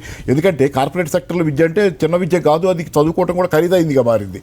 రైతుల పిల్లలు చదువుకునే అవకాశాలు లేనప్పుడు ఈసారి కొన్ని చోట్ల రాష్ట్రాల్లో ఈ ఫీజు రింబర్స్మెంట్ వచ్చిన తర్వాత చదువుకోగలిగారు, అది వేరే విషయం. మిగతా దేశమంతా చూడాలి కదా మనం. అట్లాంటప్పుడు అసలు ఉన్న ఉపాధి పోతుంటే ఇప్పుడు ఫార్మ్ సెక్టర్ జాబ్ అకామిడేట్, అందుకని సందర్భమే కాదు ఇది. అట్లాంటి కరెక్ట్ కాదనేది అంటే థియరిటికల్గా కాదు. ఐఎంఎఫ్ చెప్పింది, ఐఎంఎఫ్ థియరీ చెప్పదు, ఐఎంఎఫ్ ప్రపంచం అంతా చూస్తుంది. ఐఎంఎఫ్ ప్రపంచం అంతా చూసి అనుభవాలు రైతులు వాళ్ళ ఎక్స్పీరియన్స్ తోటి అనుభవంతో ఏళ్లుగా పండిస్తూ వస్తున్నారు కాబట్టి అది చూసి మాకు వద్దు అంటున్నాయి. మీరు కాంపిటేటివ్ మార్కెట్ క్రియేట్ చేస్తామని అనుకున్నప్పుడు ఈ మార్కెట్ ని భ్రష్టు పట్టించేస్తారా అనేది ఒక ప్రశ్న. ఎందుకంటే మళ్ళీ ఫార్మ్ బిల్స్ లో మనం అంత ఎందుకని ఆ రెండు జవాబులు చెబుతుంది సార్ ఆయన అన్నారు కదా. అంతవరకు దానంతా జోలికి పోయి మళ్ళీ ఫార్మ్ బిల్స్ గురించి వచ్చేందుకు బడ్జెట్ ఇప్పుడు అదే కదా మెయిన్ ఇష్యూ కాదు. మీరు డిబేట్ ఆ దిశగా మళ్ళిద్దామంటే నేను రెడీయే, కానీ నేను అంటుంది ఏంటంటే బడ్జెట్ గురించి మాట్లాడేటప్పుడు పెద్దలు ఆయన ఫార్మ్ బిల్స్ మంచిది అంటే బడ్జెట్ లో వస్తనేది ఎకనామిక్ సర్వేలో సరే అదంతా కాదండి. ఎకనామిక్ ఇప్పుడు కూర్చుని ఉండగానే నిన్నగాక మొన్న ఎకనామిక్ సర్వేలో దేశ అధ్యక్షులు చెప్పేశారు కదా ఫార్మ్ బిల్స్ మంచి అని ఆయన నోట్తో. అంటే ప్రభుత్వ వాయిసే కదా, ఇంకేంటి తీసేసేది? ఈ గొడవ నడుస్తూనే ఉంటుంది, ఏమవుద్దో తెలియదు అంతిమంగా, కానీ ఇది నడుస్తుంది. నేనైతే ఫార్మ్ బిల్స్ ఈ నష్టం అని నేను ఫీల్ అవుతున్నాను, ఎందుకో కూడా కారణం చెప్పాను. అదే కాదు, బీహార్లో మండీలు లేకపోతే ఏం జరిగిందో చూసాం మనం. 3,000 లోపు 4,000 లోపు ఆదాయం ఉంది. ఎవరి సగటు ఆదాయం దేశంలో రైతాంగానికి అత్యంత తక్కువ ఉంది బీహార్లోనే. నెలకి 4,000 లోపు వాళ్ళ ఆదాయం. అది అట్లాంటి ఆదాయాలతో బతుకుతున్నారు వాళ్ళు. ఏం బతుకుతారు చెప్పండి? అందుకని ఏంటంటే అది నేను ఒప్పుకొని తర్వాత ఏంటంటే ఇక్కడ సరే మరి ఇందాక వచ్చిన టాపిక్స్లో మూర్తి గారు చెప్పినవి చాలా ఉన్నాయి, వీటిలో కొన్నిటికి జవాబులు చెప్తా. ఏంటంటే వీ షేప్డ్ రికవరీ అనేది ఒక భ్రమ అనేది నేను చెబుతున్నాను. వీ షేప్డ్ రికవరీ ఎందుకు భ్రమ అంటే మ్యానుఫ్యాక్చరింగ్ పర్చేసింగ్ మేనేజర్ ఇండెక్స్ అంటాం, అది దట్ ఫెల్ ఇన్ 3 month లోకి పడిపోయింది. ఎప్పుడు? నవంబర్లో 56.3కి పడింది. అక్టోబర్లో 58.9 ఉన్నది. 3 month నవంబర్ డిసెంబర్ ప్రాంతంలో. అంటే లాంగ్ టర్మ్ రికవరీ కాదంటారా మీరు? అసలు అది రికవరీయే కాదా? వీ షేప్ రికవరీ కాదంటున్నాను. వీళ్ళు ఇలాగే చేస్తే కనుక ఇంకా డిక్లైన్ అని అంటున్నాను. ఎందుకో చెప్తాను. ఎందుకంటే వీ షేప్ రికవరీ ఎందుకు కాదంటే, మీకు ఫెస్టివ్ సీజన్ దాకా ఉన్న డేటా ఒకలాగుంది. ఆయన ఫెస్టివ్ సీజన్ డేటా చెబుతున్నారు, ఏదో అక్టోబర్ దాకా డేటా ఆయన తీసుకొని చెబుతున్నారు. నేను ఆ తర్వాత డేటా కూడా కలిపి ఆఖరికి దేశ పారిశ్రామికవేత్తలు కూడా చెప్తుంది. మూర్తి గారు మాత్రం చెప్పటం లేదు, కానీ ఈ దేశంలో ఆయనకంటే నాకంటే కోట్లకు పడగలెత్తిన పారిశ్రామికవేత్తలు కూడా ఏం చెబుతున్నారంటే వీ షేప్ రికవరీ ఉండకపోవచ్చు అంటున్నారు. ఫైనాన్స్ మినిస్టర్ గారిది, మూర్తి గారిది మాత్రమే ఒకటే వాయిస్. ఏంటంటే వాళ్ళంతా చెబుతుంది ఏంటంటే అక్కడ వీ షేప్ రికవరీ ఎందుకు ఉండదంటే, ఇప్పుడు రికవరీ ఎందుకు వచ్చిందంటే అక్టోబర్లో బాగా ఎందుకు పెరిగిందంటే ఫెస్టివ్ సీజను, పెంటప్ డిమాండ్. 2 కారణాలు. జూలై దాకా, జూన్ దాకా, సుమారుగా మే జూన్ దాకా లాక్డౌన్ ఉంది. లాక్డౌన్ ఉండటం వల్ల చాలామంది చాలా కొనుగోళ్లు చేయలేకపోయారు. కాబట్టి ఏంటంటే షాపులు లేవు, వ్యాపారాలు లేవు, కొనుగోళ్ళు లేవు. కాబట్టి ఆ పెంటప్ డిమాండ్ మొత్తం, పెరిగిపోయిన డిమాండ్ మొత్తం లాక్డౌన్ ఎత్తేయగానే కొనుగోళ్ళు రంగాల వారీగా చూడాలి కదా. అదే చెప్తున్నా కదా, మ్యానుఫ్యాక్చరింగ్ చెప్తున్నా కదా, PMI డేటా పడిపోయింది నవంబర్కి. అదే కాదు, మీకు ఇంకా కాంక్రీట్గా కావాలంటే ట్రాఫిక్ బాగుంటాం. ట్రాఫిక్ కంజెషన్ ఢిల్లీలో, ఇది సుమారుగా డిసెంబర్ 2వ తారీఖు డేటా. ట్రాఫిక్ కంజెషన్ ఢిల్లీలో 31% పడిపోయింది. అంటే ట్రాఫిక్ తిరిగే వాళ్ళు 31% తగ్గారండి, 1/3 తగ్గిపోయింది. ముంబైలో 30%, 32% తగ్గింది. హైదరాబాద్లో కూడా తగ్గినట్టే కనపడుతుంది. ఓవరాల్ ఎంతో కొంత బాగుంది హైదరాబాద్లో. ఎందుకు తగ్గింది? ఏమో పబ్లిక్ ట్రాన్స్పోర్ట్ వాడుతున్నారేమో, అందరూ మనకు తెలియదు కదా.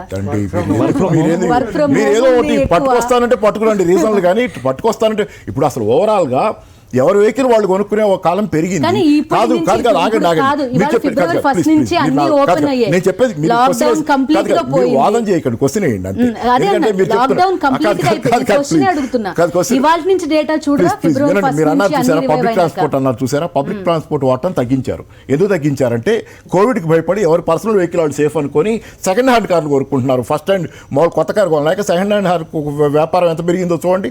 సెకండ్ హ్యాండ్ కారు కొనుక్కుంటున్నారు, చిన్న కార్లు కొనుక్కుంటున్నారు, ఇంకా వీలైతే కొంచెం బైక్ కొనుక్కుంటున్నారు. ఎందుకంటే కోవిడ్ ఎక్కడ ఉంటుందో పబ్లిక్ ట్రాన్స్పోర్ట్లో పోతే మెట్రో చూడండి ఎట్లుందో, హాయిగా వెళ్ళొచ్చు. ఇప్పుడు ఇంటికో బైక్ నుంచి వ్యక్తికో బైక్ వచ్చారు. ఎందుకు కోవిడ్కి భయపడాలి, అందుకని పబ్లిక్ ట్రాన్స్పోర్ట్ పెరగల, ట్రాఫిక్ కంజెషన్ తగ్గింది. అంటే ఓవరాల్గా పైసలు తగ్గిపోయినాయి జనాల దగ్గర. పైగా పెట్రోల్ డీజిల్ ధరలు కూడా పెంచి పారేస్తున్నారు. ఇప్పుడే తగ్గిస్తారంటే తగ్గిస్తే సంతోషం.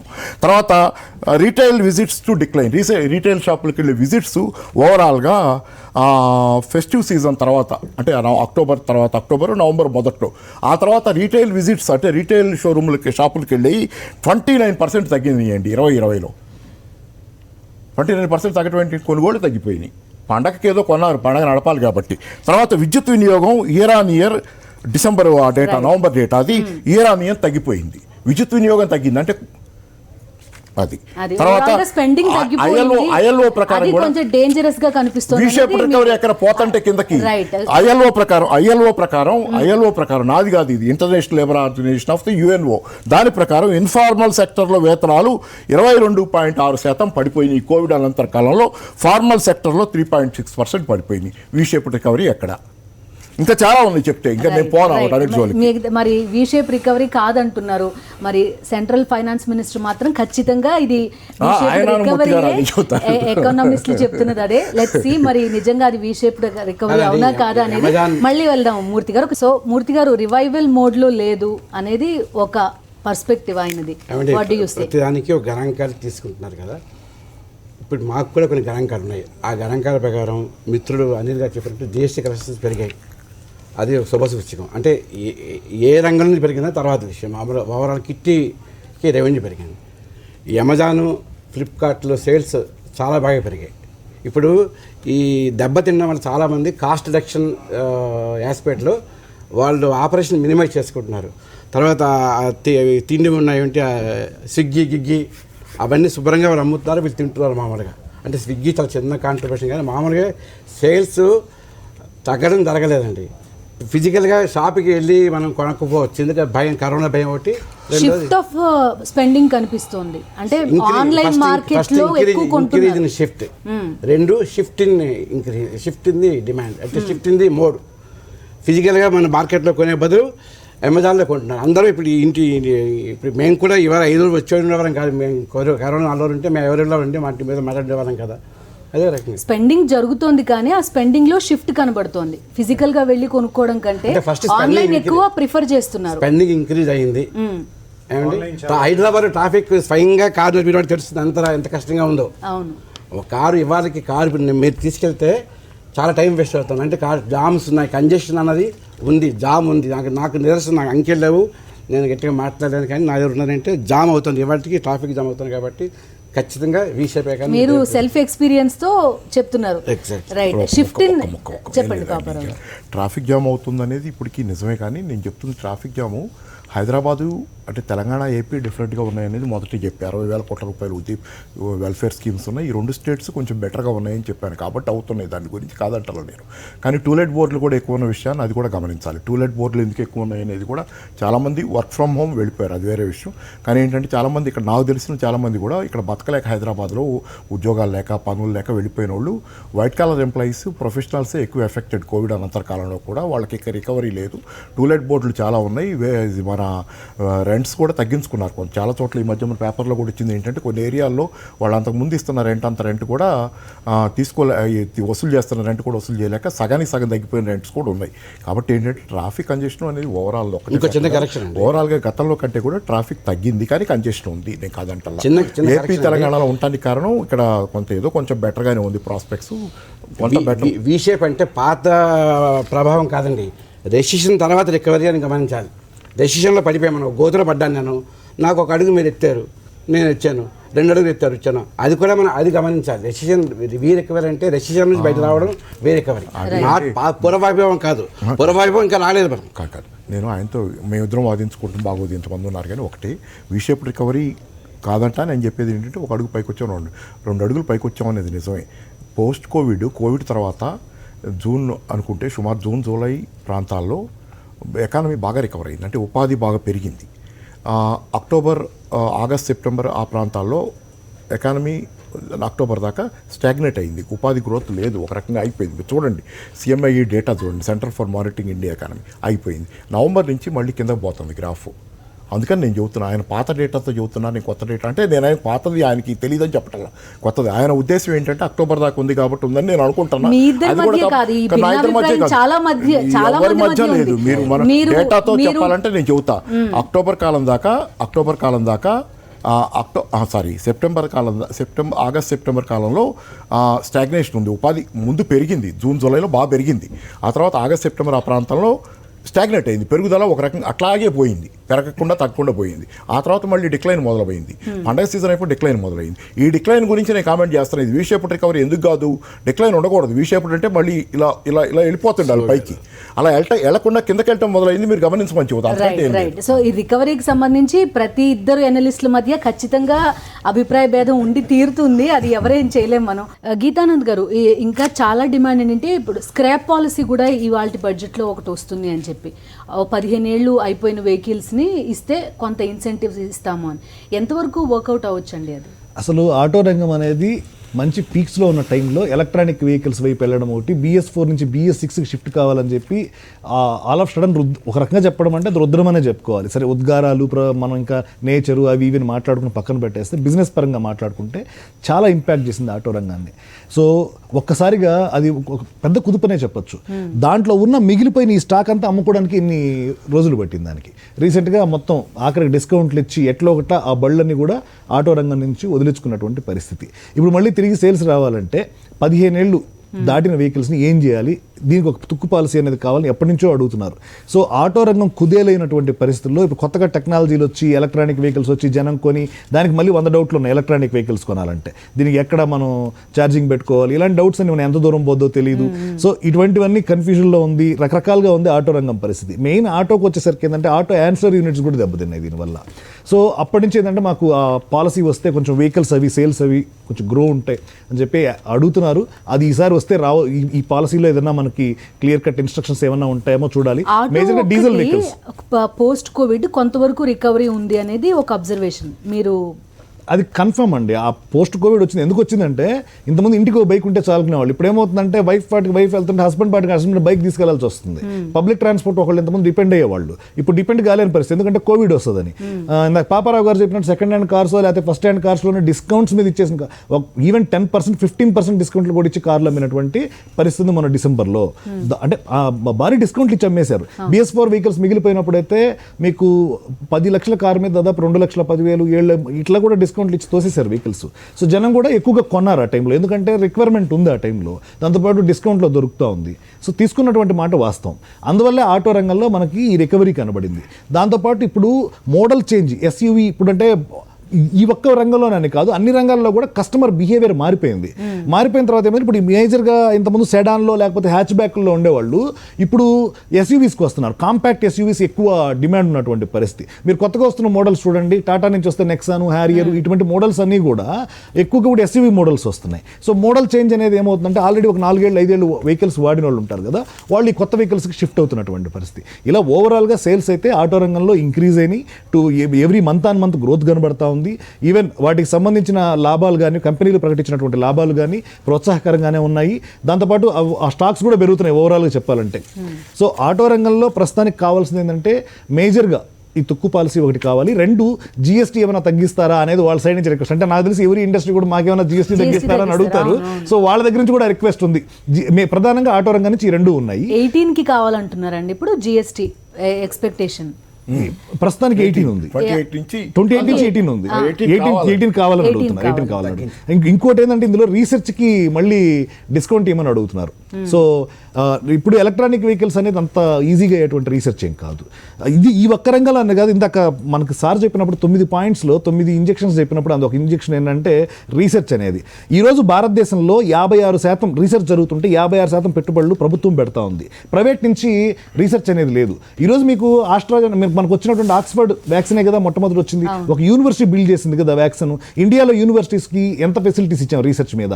సో భారత్ టాప్ 3కి వెళ్ళాలి, టాప్ 3తో కంపీట్ చేయాలంటే ఈరోజు రీసెర్చ్ అనేది భారీగా పెరగాల్సినటువంటి అవసరం ఉంది అన్ని రంగాల్లో కూడా. చైనా మీకు గ్రోత్ అయిందంటే రీసెర్చ్ మీద పెట్టినటువంటి స్పెండింగ్. మన జీడిపిలో కేవలం 0.65% మాత్రమే మనం రీసెర్చ్ మీద పెడుతున్నటువంటి పరిస్థితి. త్వరగా ఇండియా రికవరీ బాట పట్టాలి అంటే ప్రధానంగా కాన్సన్ట్రేట్ చేయాల్సింది రీసెర్చ్. ఇప్పుడు ఆటో రంగం అనే కాదు, ఏ రంగం తీసుకున్నా మనకు రీసెర్చ్ అనేది ఇంపార్టెన్స్ ఉంది.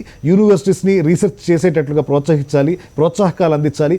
ప్రైవేట్ పార్టిసిపేషన్ రీసెర్చ్లో పెరగకపోతే మనకు చాలా కష్టం. ఈవెన్ పేటెంట్స్ కూడా ఇండియా నుంచి ఫైల్ అవుతున్న వాటిల్లో కేవలం 36% మాత్రమే ఇండియన్ రెసిడెంట్స్ మీకు ఈరోజు పేటెంట్స్ ఫైల్ చేస్తున్నారు. ప్రపంచంలో మిగతా దేశాలతో పోల్చుకుంటే ఇది తక్కువ. సో ఇట్లా ఈ రీసెర్చ్ అనేది వెనకబడి ఉన్నాం మనం. ఆ రీసెర్చ్ కనుక చేసి కొత్త ప్రోడక్ట్స్ ఎక్కువ మందికి కలిగినటివి తక్కువ ధరలో కొత్త టెక్నాలజీని కనుక మనం డెవలప్ చేసినట్లయితే ఫాస్ట్గా మనకి గ్రోత్ అవుతుంది. దానికి సంబంధించి ఇన్సెంటివ్స్ ఇవ్వాలి ఈ బడ్జెట్లో. సో ఎప్పటి నుంచో లాస్ట్ ఇయర్ కూడా కొంత స్పెండింగ్ పెంచుతాం రీసెర్చ్ మీద అన్నారు, కాకపోతే అది సిచ్యువేషన్స్ వల్ల ఏమో అదంతగా కుదరలేదు. ఈసారి బడ్జెట్లోనే దాని మీద ఫోకస్ పెట్టి రీసెర్చ్ ఓరియంటెడ్గా కొంత బడ్జెట్స్ పెట్టి మనకి ఏదైనా రిబేట్స్ ఇచ్చి, డిస్కౌంట్స్ ఇచ్చి, లేదా ఈ రీసెర్చ్ చేస్తున్న వాళ్ళకి వితౌట్ ఇంట్రెస్ట్ ఏదన్నా మా మారటోరియం మీద ఇచ్చి లోన్స్ ఇవ్వడము, ఇలాంటివి చేసి కొంత రీసెర్చ్ కనుక ప్రమోట్ చేసినట్లయితే ఇండియా రికవరీ అవుతుంది. రైట్ అండి, రైట్. అనిల్ రెడ్డి గారు, పరిశ్రమలకి వచ్చినంత వరకు రివైవల్ మోడ్లోకి వచ్చాయా? ఫస్ట్ ప్రశ్న. అంటే లాక్డౌన్ టైంలో మారటోరియం అన్నారు, కొంతవరకు డబ్బులు చాలామంది చేతికి వచ్చాయి, అది ఎంతవరకు వర్కౌట్ అయింది? ఇప్పుడు వాట్ నెక్స్ట్ అంటే ఏం చెప్తారు? ఇండస్ట్రీ సెక్టర్లో 100% రివైవల్ కాలేదండి. ఎందుకంటే మనకు బేసిక్గా ఫైనాన్షియల్ సపోర్ట్ ఏదైతే గవర్నమెంట్ ఆఫ్ ఇండియా చేసిందో అది 100% సఫిషియెంట్ కాలేదు. అది మేజర్గా ఒక డ్రాబ్యాక్.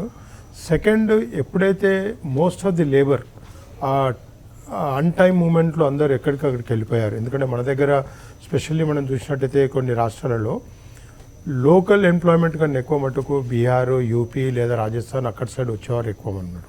సో వీరందరూ కూడా ఎప్పుడైతే ఫస్ట్ టైం లాక్డౌన్ ఎత్తిపెట్టిన వెళ్ళిపోవడము, తర్వాత ఫెస్టివల్ సీజన్లో వెళ్ళిపోవడం జరిగిందో, తిరిగి అదే విధంగా ప్రతి ఏరియాస్కు రాలేదు. ఇప్పటివరకు కూడా టోటల్గా 100%. అంటే లాస్ట్ ఫిబ్రవరిలో మనకు ఏదైతే అటెండెన్స్ ఉంటుందో ఆ అటెండెన్స్ ఈరోజు కూడా ఎక్కడ కూడా మనకు ఏ ఇండస్ట్రీ చూసినా, స్మాల్ స్కేల్ అనండి, లార్జ్ స్కేల్ అనండి, ఎక్కడ చూసినా కూడా, ఇంక్లూడింగ్ ఇన్ఫ్రాస్ట్రక్చర్లో కూడా చూసినా కూడా మనకు ఆ అటెండెన్స్ ఇప్పుడు లేదు ఎక్కడ కూడా. ఉన్నా కూడా అప్పుడు ఏదైతే మనకు వేజెస్ ఉంటుండేనో ఇప్పుడు వేజెస్ చాలా ఇంక్రీజ్ అయిపోయింది. ఎందుకంటే మీరు డిమాండ్ అనండి, లేదా ఫ్లో రాకపోవడంతో కంపల్షన్ అయిపోయి వేజెస్ ఎక్కువడం అనండి, సిచ్యువేషన్స్ అన్నీ మారిపోయాయి. రెండు ఆపోజిట్ ఎండ్స్ చూడట్లేదా? డిమాండ్ ఉంది మాన్యువల్ లేబర్కి కానీ, లేకపోతే పనిచేసే అవకాశం మీకు డిమాండ్ ఉంది, కానీ వాళ్ళకు ఉద్యోగం లేదు. ఎందుకు ఇలాంటి వాతావరణం కనిపిస్తుంది? చాలా నిరుద్యోగం అనేది పెద్ద సమస్యగా ఉంది ఒకవైపు, పరిశ్రమలకు కావాల్సిన మనుషులు దొరకట్లేదు ఇంకొక వైపు. ఈరోజు నేను తెలంగాణ సంగతి చెప్పగలుగుతాను, ఆంధ్రప్రదేశ్ సంగతి చెప్పగలుగుతాను. మనకు తక్కువ ఎంత చూసుకున్నా కూడా మ్యానుఫ్యాక్చరింగ్ సెక్టర్లో, స్మాల్ స్కేల్ సెక్టర్లో 20 to 25 lakhs ఇమీడియట్గా డంప్ చేసినా కూడా మనకు యూటిలైజ్ చేసే అవకాశం ఉంది, ఈజీగా అబ్జర్వ్ చేసే అవకాశం ఉంది. కానీ ఎందుకో ఆ ఫ్లో రావడం లేదు. ఆ ఫ్లో రాకపోవడానికి కారణం ఏంటిది అన్నది ఇప్పటికీ ఎవరికి అర్థం కావడం లేదు. మనకు మ్యానుఫ్యాక్చరింగ్ సెక్టర్లో ఇది ఉంది, ఇన్ఫ్రాస్ట్రక్చర్లో మనకి ఈరోజు మిత్రులు ఎవరు లేరు కాబట్టి వారిని అడిగితే కూడా చెప్పగలుగుతారు. ఇదివరకు మనకు హౌసింగ్ సంబంధించిన కానివ్వండి, వేరే సివిల్ వర్క్స్ సంబంధించిన, ఇన్ఫ్రాస్ట్రక్చర్ సంబంధించిన యూసేజ్లో లేబర్ కానివ్వండి, ఎక్కడ కూడా 100% కావడం లేదు. ఉన్న వారితో సరిపెట్టుకుంటున్నారు, వారికి ఎక్కువ వేజెస్ ఇచ్చి పని టోటల్గా ఇచ్చేసుకుంటున్నారు తప్పించి ఎక్కడ కూడా 100% లేబర్ కావడం లేదు. దీంతో ఏమిటిందంటే ఇదివరకు 100% లేబర్, 100% ప్రొడక్టివిటీ ఉన్నది. లేబర్ 60 to 70% రావడము, ప్రొడక్షన్ కూడా అదే విధంగా మ్యాక్సిమం ఎక్స్టెంట్ వరకు వారితోటే ఓటీస్ చేయించుకొని వర్క్ కంప్లీట్ అవుతుంది తప్పించి, కానీ ప్రొడక్టివిటీ కావడం లేదు. ఇదివరకు ఏంటంటే 10 మంది చేసే పని 10 మంది చేసుకుంటూ వెళ్ళిపోయి ప్రోడక్ట్ క్వాలిటీ రకంగా వచ్చేది. ఇప్పుడు 8 మందితో చేసే వరకు క్వాలిటీ దగ్గర దెబ్బతింటుంది. కాబట్టి అది కూడా ఒక నెగిటివ్ పాయింటే ఇప్పుడు ప్రస్తుతానికి ఉన్న సిచ్యువేషన్లో. సో ఇవన్నీ సిచ్యువేషన్ చూసుకున్నట్టయితే మాత్రం డెఫినెట్గా ఇది ఒకటి డ్రాబ్యాకే. ఇప్పుడు నెక్స్ట్ మనకు చూసినట్టయితే వీరందరికీ ప్రోత్సాహం రావాలంటే ఎక్కడి నుంచి ఇదివరకు వెళ్ళిపోయిన లేబర్ ఎవరైతే మైగ్రెంట్ లేబర్స్ ఎక్కడ వారి వారి ప్లేసెస్కి వెళ్ళిపోయిన వారు రావాలంటే డెఫినెట్గా ఇటు స్టేట్ గవర్నమెంట్ కానివ్వండి స్పెషల్ ఇన్సెంటివ్స్ ఇచ్చే అవసరమే లేదు. స్టేట్ గవర్నమెంట్ కానీ గవర్నమెంట్ కానీ ఇండస్ట్రీ వారు డెఫినెట్గా వారు ఇచ్చేయగలుగుతారు. ఈ పథకాలు ఇందాక మాట్లాడడం చూడండి, నేను I'm not against of any individual schemes. ప్రతి ఇంటికి ఒక పథకము, ప్రతి ఒక్క లేబర్కి ఒక పథకం ఇవ్వడంతో అది తిని కూర్చుంటున్నారు తప్పించి పనికి రావడం లేదు. I'm sorry to say this, కానీ అది దాన్ని ఎవరు ఇప్పుడు మార్చలేరు. ఇప్పుడు ఒక్కసారి ఫ్లో అయిపోయిన తర్వాత ఆ ఫ్లోని ఆపే ధైర్యము ఏ పార్టీకి కానీ ఎవరికి ఇండివిజువల్గా లేదు. కాబట్టి ఆ ఫ్లోను ఒకప్పుడు 200 రూపాయలు మన ఏమంటారు మన్మోహన్ సింగ్ గారు తీసుకొచ్చింది, ఇప్పుడు ఆల్మోస్ట్ 1000, 1500, 2000 వరకు ఇచ్చే పరిస్థితి వచ్చింది. సో ఎక్కడెక్కడ ఉన్న వాళ్ళకి ఈ డబ్బులతోటి అంటే అది ఇవ్వాలా వద్దా అన్నది let the government decide or the individual party. But if you wanted to use the productivity, లేబర్ను మంచిగా యూజ్ చేసుకోవాలనుకుంటే డెఫినెట్గా వాళ్ళు ఇక్కడ రావాలి, వర్క్ చేయాలి. అప్పుడే దానికి అనుగుణంగా మనకు ఇంక్రీజ్ అయ్యే అవకాశం ఉంటుంది. సైడ్ ఎఫెక్ట్ కనబడుతోంది దీనికి అనేది. సో పాపారావు గారు మీరు అదే పెద్దలు ఆయన సరే హీఈస్ వెరీ సోబర్, కానీ ఏంటంటే ఒకటి ఆయనకున్న జనరల్ మిస్కన్సెప్షన్ నేను అనుకుంటున్నాను, కాదని ఆయన అనుకోవచ్చు. కానీ అంటే సంక్షేమం వల్ల ఇది సమర్పోతులు అవుతున్నారు అనేది నాకెందుకనో పూర్తిగా తీవ్ర వైరుధ్యం ఉంది, మామూలు వైరుధ్యం కాదు. ఎందుకంటే చెబుతున్నా ఇది ఒక ఫిలాసఫీ, 1980sలో వచ్చిన ఫిలాసఫీ, రొనాల్డ్ రేగన్, మార్గరెట్ థాచర్తో వచ్చిన ఫిలాసఫీ. ఆ చొక్కాని విప్పేస్తున్నారు చాలామంది. ఇప్పుడు సంక్షేమం వల్ల తప్పు జరగదు, సంక్షేమం ఉండాలనేది వెస్ట్రన్ పత్రికలు ఏదైతే పాశ్చాత్య మార్కెట్ ఎకానమీ పత్రికలు ఉన్నాయో అయ్యే సంక్షేమం పూర్తిగా తప్పు చేసాం. రొనాల్డ్ రేగన్ థాచర్ని కూడా రిజెక్ట్ చేస్తున్నారు. థాచర్ ఎంత అంటే వాళ్ళకి ఐడోల్ కదా, దేవత ఒక రకంగా. ఫైనాన్షియల్ టైమ్స్ వీళ్ళంతా ఆరాధించారు, వాళ్ళంతా కూడా తీసి అవతల బారేసామని. ఇది పనికిరాదు ఈ సిద్ధాంతం. డిమాండ్ పెంచాలంటే ప్రజల చేతిలో డబ్బు ఉండాలి. మీకు అప్పుడు వచ్చిన సిద్ధాంతం ఏంటంటే 1980లకు ముందంతా ఇప్పుడు సార్ చెప్పిన దానికి పూర్తి ఆపోజిట్. ఇప్పుడు నేను చెబుతుండే ఉండేది ప్రజలకు డబ్బులు ఇవ్వండి, వాళ్ళ కొనుగోలు శక్తి బాగుంటే ఎకానమీ బాగుంటుంది. ఎందుకంటే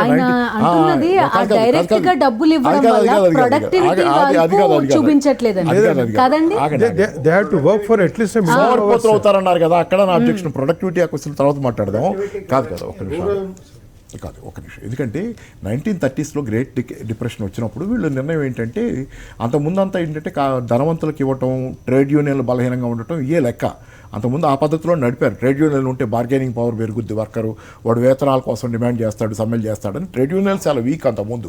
1930s తర్వాత న్యూ డీల్ అమెరికాలో బిగిన్ అయిన తర్వాత, గ్లోబల్ పెద్ద సంక్షోభం వచ్చిన తర్వాత న్యూ డీల్లో జరిగింది ఏంటంటే ప్రో లేబర్ సంస్కరణలు జరిగినాయి. దానిలో వెల్ఫేర్ పెరిగింది, ఎడ్యుకేషన్, హెల్త్, గవర్నమెంట్ సెక్టర్లో ఉండటం, దాని సంక్షేమ పథకాలు పెంచడం, వెల్ఫేర్ అంతా పెంచారు. వర్కర్ ఓరియంటెడ్ స్టేట్ వచ్చింది.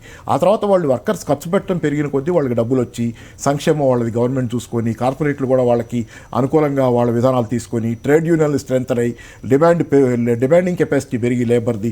ఆ తర్వాత 1950 to 79 ఈ పీరియడ్ మొత్తాన్ని గోల్డెన్ ఏజ్ ఆఫ్ క్యాపిటలిజం అంటారు. అదేం కమ్యూనిజం కాదు, గోల్డెన్ ఏజ్ ఆఫ్ క్యాపిటలిజం, పెట్టుబడిదారీ వ్యవస్థ స్వర్ణయుగం. ఎందుకంటే ఈ కాలం మొత్తం సంక్షేమం మొత్తం ప్రజలు సుభిక్షంగా ఉన్నారు. ఆ సుభిక్షంగా ఉన్న కాలంలో కార్పొరేట్లు కూడా బాగుంటాయి. ఇప్పుడు నేను చెప్పేది ప్రజలకు డబ్బులు ఇచ్చి ప్రజలు బాగుంటే వాళ్ళ వెల్ఫేర్ చూస్తే, కానీ వాళ్ళు సమర్పోతుల వల్ల 79లో దీన్ని రివర్స్ చేశారు. ఎందుకంటే కార్పొరేట్ ప్రాఫిట్స్ తగినాయి, ఇన్ఫ్లేషన్ పెరిగి. అప్పుడు కార్పొరేట్లు అంతా గగ్గోలు పెట్టి ఈ థాచర్ని, రేగన్ని తీసుకొచ్చారు తమ మీడియా ద్వారా. తెచ్చి వాళ్ళని కూర్చోబెట్టినాక తర్వాత ఏంటంటే తలకిందులైంది ఈ సిద్ధాంతం. ప్రజలకు ఇవ్వకండి, కార్పొరేట్లకు ఇవ్వండిగా మార్చేశారు Ronald Reagan and Margaret Thatcher. ప్రజలకు కాదు ఇవ్వాల్సింది, కార్పొరేట్లకు. అదే ట్రికిల్ డౌన్, పై వాళ్ళకి ఇస్తే కింద మోచేతిరేళ్ళకి కింద వాళ్ళకి వస్తాయి అనేది రివర్స్ చేసి ట్రికిల్ డౌన్ తెచ్చారు. కానీ ట్రికిల్ డౌన్ జరగల. వారెన్ బఫెట్ స్పష్టంగా చెప్పాడు, రిచెస్ట్ మ్యాన్ కదా Warren Buffett, one of the richest. ఆయన చెప్పింది ఏంటంటే ట్రికిల్ డౌన్ ఇన్నాళ్ళు ఏం జరగల, ట్రికిల్ అప్పే జరిగింది, మాకే డబ్బులు వచ్చినాయి, డబ్బులు ఉన్న వాళ్ళకి బాగానే ఆయనే చెప్పాడు. ఇంకో మాట కూడా చెప్పాడు ఆయన, నెట్లో తీసి చూసుకోండి. మేము క్లాస్ వార్ బిగిన్ చేసాం 1980sలో, థాచర్ తర్వాత క్లాస్ వార్, వర్గ యుద్ధం బిగిన్ చేసాం, పేదోళ్ళ మీద యుద్ధం బిగిన్ చేసాం, అన్నీ మేమే నొల్లుకొని తింటున్నాం, దీనిలో ఈ క్లాస్ వార్లో మేమే గెలుస్తామని కూడా డిక్లేర్ చేసుకున్నాడు. కాబట్టి ఇప్పుడు పోతుంది అది అంతా పోయి మళ్ళీ వెల్ఫేర్ స్టేట్. ఫారిన్ అఫైర్స్ పత్రిక స్పష్టంగా రాసింది, మొన్న ఈ మధ్య రాసింది, వేస్తాను, November అక్టోబర్ ఇష్యూ అనుకుంటా. దానిలో ఏం రాసిందంటే ఏ దేశాల్లో అయితే సంక్షేమం తక్కువ ఉందో, ట్రేడ్ యూనియన్లు బలహీనంగా ఉన్నాయో, ఏ దేశాల్లో అయితే లేబర్ని తక్కువగా చూస్తున్నారో, వాళ్ళని దెబ్బతీస్తున్నారో ఆ దేశాల్లో కోవిడ్ పెరిగింది. దానికి ఉదాహరణ అమెరికా అని చెప్పింది. ఎందుకు పెరుగుతుందంటే వర్క్ ప్లేసెస్లోనే 47% కోవిడ్ కేసులు వస్తున్నాయి. వర్క్ ప్లేసెస్లో 47% ఎందుకు వస్తున్నాయి అంటే లేబర్కి అక్కడ రక్షణ లేదు. వాడిని బలవంతాన పని చేయిస్తున్నారు, వాడి సెలవు ఎవరు, వాడిని టార్చర్ పెడుతున్నారు, వాడి సేఫ్టీ చూడటంలో వర్క్ ప్లేసెస్లో అలా చేయబట్టి సంక్షేమం లేని దేశాల్లో కోవిడ్ పెరిగింది. అమెరికాకి అదే కారణం. అంత ధనిక దేశాల్లో కోవిడ్ పెరగడానికి ఏంటంటే మనుషులకి రక్షణ లేదు, అక్కడ కార్పొరేట్లకే రక్షణ. ఏంటంటే అది రివర్స్ సిద్ధాంతం, అది ఈరోజు పనికిరాదు, మళ్ళీ ఫెయిల్ అవుతుంది. గ్లోబల్ ఎకానమీ ఫెయిల్ అవుతున్నప్పుడు you have to invert it. Rajasekhara Reddy గారు, ఒక అబ్జర్వేషన్ కంప్లీట్లీ పాపారావు గారు చెప్పిన దానికి ఒక్క నిమిషం. పాపారావు గారు, పైగా ప్రజలకు ఇస్తే సమర్పోతులు, కార్పొరేట్లకు ఇస్తే వాళ్ళు పని చేస్తారనేది అసలు వాళ్ళు మనుషులే, ఇల్లు మనుషులే. వీళ్ళేమో సమర్పోతులు అవుతారంటే కార్పొరేట్లకు ఇస్తేనేమో ఇన్వెస్ట్ చేస్తారంట. ఎంజీఎన్ఆర్ఈజీ వచ్చినాక చాలామంది ఒక 115 రోజులు మనీ చేతికి వస్తుంది కాబట్టి కొంత ఫామ్లో కూడా కొంతవరకు లేబర్ ఫోర్స్ తగ్గింది, ఎక్కువ మంది పని వైపు మొగ్గు చూపట్లేదు అనేది కూడా ఒక అబ్జర్వేషన్ కాదా? మీ అభిప్రాయం ఏంటి? కరెక్ట్ అండి. లేబర్ పార్టిసిపేషన్ అనేది తగ్గింది. ఒకటేమో రూరల్ నుంచి అర్బన్కు మైగ్రేషన్ తగ్గింది. సెకండ్, పీపుల్స్ ఆస్పిరేషన్ ఏ లెవెల్లో అయినా కూడా చాలా పెరిగాయి. ఇంతకుముందు అర్బన్ ఏరియాస్ రావాలంటే 15,000 అయినా 20,000 అయినా వచ్చేవాళ్ళు. ఇప్పుడు వాళ్ళు స్కీమ్స్ కానివ్వండి, లేకపోతే వేరే నిధులు ఆర్ వాళ్ళు చిన్న ఏదో పని చేసుకొని దాని నుంచి they are able to earn similar amounts there.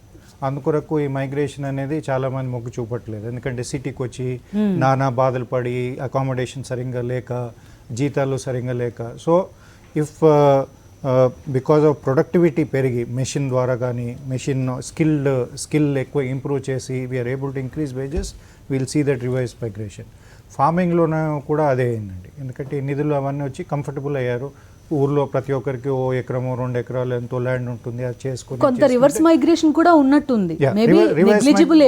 Reverse migration. ఇంకోటి, రూరల్ ఏరియాస్లో కన్స్ట్రక్షన్ యాక్టివిటీ చాలా పెరిగింది కంపేర్ టు అగ్రికల్చర్ వేజెస్. దాంట్లో వేజెస్ కూడా ఎక్కువ ఉన్నాయి, దాని నుంచి కూడా తగ్గింది. So this is become a issue. ఇంకోటి, మనము ఇంత జనాభా ఉన్నారు, ఎంత లేబర్ ఉన్నాను అనుకుంటున్నాము, అంత లేరండి availability. Actually working age people are people who want to do. ఎందుకంటే యూత్ అంతా they are looking for higher opportunities. So ఖాళీ ఉన్నా కూడా they are not willing to do కొంచెము ఇది physical labour oriented activities. So these are the issues. కాకపోతే దీనికి ఏంటంటే న్యాచురల్గా we have to, economy has to move to the next level. Next level అంటే మోర్ స్కిల్డ్ వర్క్. ఆ skilled work నుంచి people get better wages, then I think we will see labor participation again going up. ఇక వ్యక్తిగత ఆదాయ పన్ను దీని గురించి ఏటీసీలో కొంతవరకు గృహ రుణాల విషయంలో కొంత లిమిట్ పెంచాలి అనేది కోరుకుంటున్నారు ఎక్కువ. ఎందుకంటే దానికి పెంచితే కనుక కొంత ఇబ్బంది ఉండదు అని చెప్పి. ఏమంటారు, ఆ అవకాశం ఉంటుందా ఈసారి? ఎఫర్ట్ చేయగలదా గవర్నమెంట్? అంటే ట్యాక్స్ ల్యాబ్స్లో మార్పులు అయితే మాత్రం అక్కర్లేదు కానివ్వండి. ఏటీసీ ఒకటి, అలాగే స్టాండర్డ్ డిడక్షన్స్ ఒకటి, ఈ రెండింటిలో కొన్ని మార్పులు చేయాల్సినటువంటి అవసరం ఉంది. 2014 తర్వాత నుంచి తీసుకున్నట్టయితే పెద్దగా మార్పులు చేయలేదు ఇక్కడ. రెండోది, ఇప్పుడు ఈ గృహ మనం కనుక ఇళ్ళకి కనుక కొంత రిబేట్ కనుక ఇవ్వగలిగితే ఏమవుతుందంటే పర్చేస్ పెరుగుతుంది. మేజర్గా కింద ఉన్నటువంటి స్థాయిలో స్కిల్ ఆర్ అన్స్కిల్ లేబర్లో ఎక్కువ మందికి ఉద్యోగ అవకాశాలు కల్పించేటువంటి రంగం ఏదైనా ఉంది అంటే అది కన్స్ట్రక్షన్కి సంబంధించినటువంటి రంగమే. కాబట్టి దాని మీద మనం ఆ ప్రోత్సాహకాలు ఇస్తే ఇళ్ల కొనుగోళ్లు కనుక పెంచగలిగినట్లయితే గ్రౌండ్ లెవెల్లో కొంత వర్క్ మనం కల్పించడానికి అవకాశం ఉంటుంది. దాంతోపాటు మీకు మిగతా అన్నీ కూడా పెరుగుతాయి. మీకు పెయింట్స్ దగ్గర నుంచి అన్ని ఎవ్రీథింగ్ ఇస్ డిపెండెడ్ కదా దాంట్లో. సో ఇండస్ట్రీస్ అన్ని బాగుపడేటువంటి అవకాశం ఉంటుంది. అలాగే గత కొద్ది రోజులుగా మీరు తీసుకుంటే, ఈవెన్ ఇండెక్స్ వైజ్ తీసుకుంటే కూడా రియాలిటీ రంగం అనేది గత కొద్ది సంవత్సరాలుగా నెగటివ్ పెర్ఫార్మెన్స్ చేస్తున్నటువంటి సెక్టర్ అది. ఈ సంవత్సరం మొత్తం మీద ఫార్మా గేర్ అన్ని 56%, 50% గ్రోత్ చూపిస్తే ఇది ఆఫ్టర్ కోవిడ్ 1.6% మీకు రియాలిటీలో గ్రోత్ ఉందో ఆల్ ఓవర్ ఇండియాలో. అంటే కొన్ని ప్లేసెస్లో డిమాండ్ ఎక్కువ ఉండొచ్చు, కొన్ని ప్లేసెస్లో తక్కువ డిమాండ్ ఉండొచ్చు. కాబట్టి ఇళ్ళు అనేది ఒక నిత్యం మనకు అవసరమే. కాబట్టి దానికి సంబంధించి మనం ప్రోత్సాహకాలు ఇచ్చి ఇళ్ళు కొనుగోళ్ల వైపు అయితే మొగ్గు చూపించాలి. కాబట్టి స్టాండర్డ్ డిడక్షన్స్ ఒకటి, ఇదొకటి, ఏటీసీలో లిమిటేషన్స్ పెంచడం ఒకటి. రెండోది, సేవింగ్స్ని, ఇప్పుడు సేవింగ్స్ ఎక్కువైనాయి. ఎట్లా సేవింగ్స్ ఎక్కువైనాయి అంటే భయంతో కూడినటువంటి సేవింగ్స్ ఎక్కువైనాయి. సో ఈ సేవింగ్స్ని ప్రాపర్గా ఇన్వెస్ట్ చేసేటట్టు తిరిగి గవర్నమెంట్ ప్రోత్సహించాలి. ఇప్పుడు లిక్విడిటీ సమస్య ఉంది అని ప్రభుత్వం అనుకునే పని అయితే ఎందుకు మీరు కోవిడ్ బాండ్ రిలీజ్ చేయండి, రిటైలర్లతోనో హెచ్ఎన్ఎస్తోనో పెట్టుబడులు పెట్టించుకోండి, వాళ్ళకి సేఫ్గా ఒక వాళ్ళకి పన్ను రాయితీ ఇవ్వండి, అలాగే వాళ్ళ మీద కొంచెం రిటర్న్ ఇవ్వండి, మీకు లిక్విడిటీ పెరుగుతుంది కదా.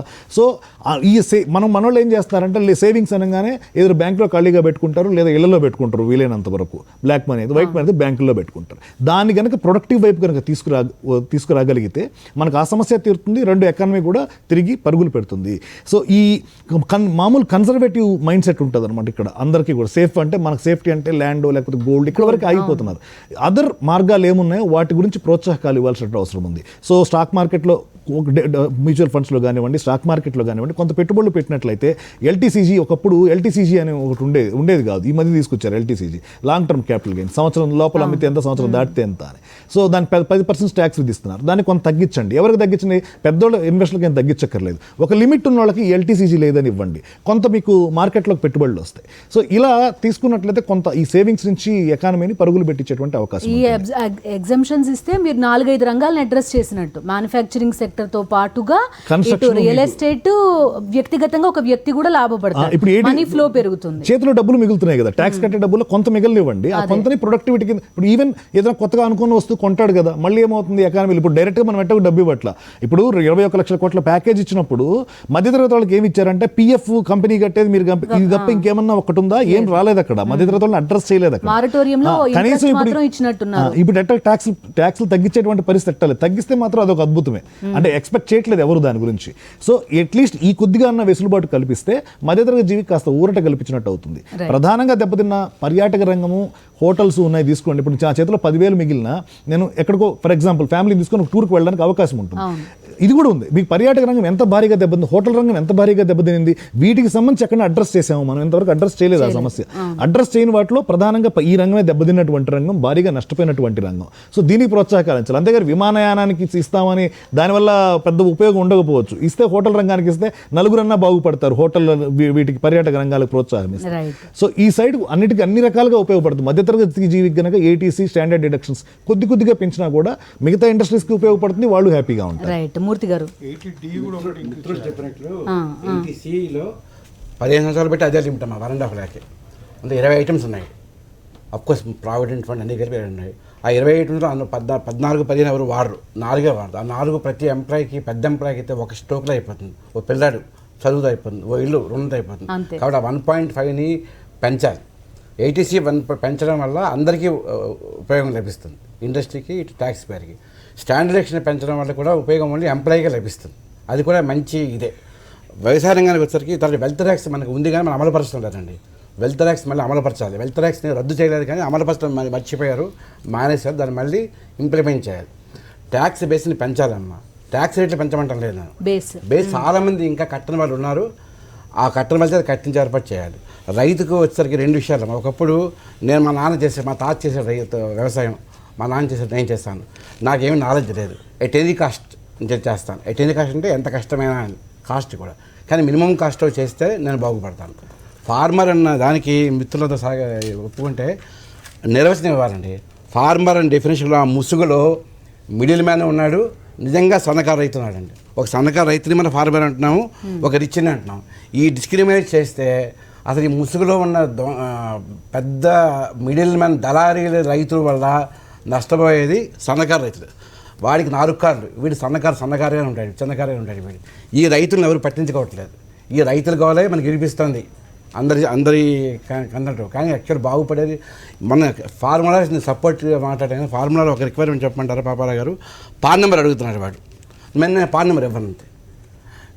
ట్రాక్టర్లు 5,000 ట్రాక్టర్లు పట్టుకొచ్చారు మన ఢిల్లీకి. మామూలు రైతు ట్రాక్టర్ తోలకెళ్తాం అసలు మామూలుగా ట్రాక్టర్ మీద చేయవేయలేడు. ఈ వచ్చిన అందరూ కూడా నేను రాజకీయంగా మాట్లాడలేదు, ఖచ్చితంగా మూతబరి ఫార్మర్సీ వచ్చి ఉంటారు అక్కడికి. బాగా ఎక్కువ ఈ ఇన్కమ్ ట్యాక్స్ కట్టాల్సిన ప్రతి రైతు కూడా ఒకటి వచ్చి ఉంటాడు. పాన్ నెంబర్ అడగగానే ఫార్ములాస్ వాళ్ళు బ్యాన్ చేశారండి. పాన్ నెంబర్ ఇవ్వమనండి. పాన్ నెంబర్ నీకు ఇన్కమ్ ఉన్నప్పుడు నీకు భయం ఎందుకు పాన్ నెంబర్ ఇవ్వడానికి? కానీ దానివల్ల ఇబ్బంది పడేది మీరు చెప్పినట్టు తీసుకుంటే ఇబ్బంది పడేది కూడా సన్నకారు రైతులే కదా. కాదు, ఇప్పుడు చిన్న ప్రొడ్యూస్ ఉంటుంది, వాడు ఎక్కడికో తీసుకెళ్ళి అమ్మలేడుగా, దేశం మొత్తం ఎక్కడికి తీసుకెళ్ళి. అందుకనే వాడు నలిగిపోతున్నాడు పాపం. నడుము కట్టేవాడు నడి వరకు కొడుతున్నాడు. పాపం వాడిని నడుము గట్టిగా చేస్తాడు, ఈ మధ్యవాడు వచ్చి వాడు తీసుకుంటాడు, వాడి పేరు మీద క్లెయిమ్ చేస్తాడు, వీడికి పాన్ ఇస్తే వీడికి ట్యాక్స్ పడుతుంది, అందుకే పాన్ పడుతుంది, అందుకని ఫార్మర్స్ ఎగనిస్ట్గా రిజిస్ట్రేషన్ చేస్తున్నారు. ఓకే, ఒకటండి, ఒకటి చివరిదాంతో బిగిన్ చేస్తాను. ట్రాక్టర్లు వేసుకొచ్చారు కదా, నేను పంజాబ్ రైతులు, హర్యానా రైతులు అది ఆగండి అన్నమాట. పంజాబ్ రైతులు, హర్యానా రైతుల గురించి ఇదంతా ఏంటంటే, అది మీడియాలో కూడా నేను ముఖ్యంగా ఓ పత్రిక పేరు చెప్పను కానీ హెడ్డింగే పెట్టింది డైరెక్ట్గా, కొత్తలో రైతుల ఉద్యమం బిగినైన కొత్తలో ఏంటంటే, pampered Punjab farmers protest easily అని. ప్రొటెస్ట్ అట్లాంటిది అంటే గారాబం చేయబడ్డ పంజాబ్ రైతులు తేలిగ్గా గొడవలు చేస్తారని, ఊరికే ఆ రోడ్డు ఎక్కుతారని. ఇది వాళ్ళు ఎంత గారాబం చేయబడ్డారు. ఈరోజు పంజాబ్ రైతుల సగటు నెలవారీ ఆదాయం, పంజాబ్ రైతు కుటుంబం నెలవారీ ఆదాయం 18,000 రూపాయలు గవర్నమెంట్ లెక్కలే, సుమారుగా నాకు తెలిసిన లాస్ట్ డేటా. నెలవారీ ఆదాయం సగటు కుటుంబానిది, కుటుంబం మొత్తం పనిచేస్తుందని. మీకు అర్బన్ ఏరియాస్లో లాగా మినిమం వేజ్ అంటే ఒక వ్యక్తికి ఇచ్చేది, అక్కడ కుటుంబం మొత్తం పనిచేసుకుంటే 18,000 సగటు ఆదాయం. ఆ 18,000 కూడా సగటు ఆదాయం. పంజాబ్లో ధనిక రైతులు ఉన్నారు, పేద రైతులు ఉన్నారు. అందుకే లోన్ మాఫీ కూడా అడిగారు, రుణమాఫీ. వాళ్ళు నష్టపోయి రుణమాఫీ చేసిన తర్వాత కూడా ఢిల్లీ వచ్చి కూర్చోరు. అందుకని ఏంటంటే ఆ తేడా కూడా చూడాలి. రెండోది 18,000 లెక్క చెప్తే ఈరోజు అర్బన్ ఏరియాలో హై పవర్ మినిస్టీరియల్ కమిటీ లాంటివి కానీ పార్లమెంటరీ కమిటీ అనుకుంటా, వాళ్ళు ఏదో సజెస్ట్ చేసిన మినిమం వేజ్ ఎంత అంటే 375 రూపీస్ పర్ హెడే కదా, అది అర్బన్ ఏరియాస్లో సజెస్ట్ చేసింది వాళ్ళు. 375 రూపీస్ చొప్పున నెలకి ఎంత వస్తుందండి? నెలకు 30 రోజులు పనిచేస్తే 10,000 రూపాయల పైన వస్తాయి. ఒక మనిషి పనిచేస్తే. ఇద్దరు మనుషులు కనుక కుటుంబంలో పనిచేసుకుంటే 21,000 రూపాయల దాకా వస్తాయి. ఇద్దరు మనుషులు పనిచేయడం చాలా normal. Wife and husband, nuclear family అయినా ఇద్దరు పనిచేస్తారు. 21,000 రూపాయలు ఇద్దరు కూలీ చేసుకుంటే వాళ్ళు సొంత ఎసెట్స్ ఏమి ఉండవు, పనికి వెళ్తే వచ్చేది. కానీ ఇక్కడ భూమి అతంది, అతను విత్తనాలు కొంటాడు, పురుగుల మందులు కొంటాడు, కుటుంబం మొత్తం శ్రమదానంలో పెడతాడు. అతనికి ట్రాక్టర్ ఉంటే తప్పంటే 18,000 రైతుకి, మీరు యావరేజ్ రైతు, మీరు యావరేజ్ చెప్తారు, అది నేనేం చేయలేను. నేను ఈ కోరుకుంటుంది ఏంటంటే, బీహార్లో 4,000 రూపాయల్లో బతుకుతున్నాడు దురదృష్టకరమైనటువంటి రైతు, కడు పేదరికంలో బతుకుతున్న రైతు, 5 రాష్ట్రాల్లో 5,000 రూపాయల ఆదాయంలో బతుకుతున్న రైతులు, దేశవ్యాపిత సగటు 6,000 రూపాయల నెలవారీ బతుకుతున్న రైతులు, బీహార్ అది హర్యానా పంజాబ్ రైతుల్లాగా ఉండాలని నేను కోరుకుంటున్నా. వాళ్ళే ధనికులంటే నేనేం చెప్పలేను. అర్బన్ ఏరియాలో చాలా కామన్ మినిమం వేజెస్ 18,000 15,000 చాలా కామన్గా నడుస్తున్నాయి. ఒక్క మనిషి పని చేసుకుంటే వచ్చేది డబ్బులు అయ్యి, చిన్న పని చేసుకుంటే. ఇన్ఫార్మల్ రంగంలో కూడా ఎలక్ట్రీషియన్, నేను వీళ్ళు బాగున్నారని కూడా చెప్తాను, వీళ్ళ వేతనాలు నేను తక్కువ అంటే వాళ్ళ ఏదో బాగున్నాయని మనం బాధపడటం అది నేను ఒప్పుకోను. ఆ డేటాతో కాదంటే మీరు కాదనగచ్చు, కానీ ఎవరు కాదన్న ఇంతవరకు దాన్ని నేను ఆర్టికల్ కూడా మనం ఇక్కడ పేపర్లో రాశాను. సరే అయితే సరే అదే వదిలిపెట్టండి, అది పరిస్థితి. అందుకని వాళ్ళేం బాగున్నారు కాదు, మిగతా వాళ్ళు కూడా కనీసం అట్లా ఉంటే సంతోషం. తర్వాత ఏంటంటే ఇక్కడ మైగ్రేషన్ తగ్గింది నిజం. అర్బన్ ఏరియా నుంచి మైగ్రేషన్ తగ్గాలని కోరుకుంటున్నాను నేను.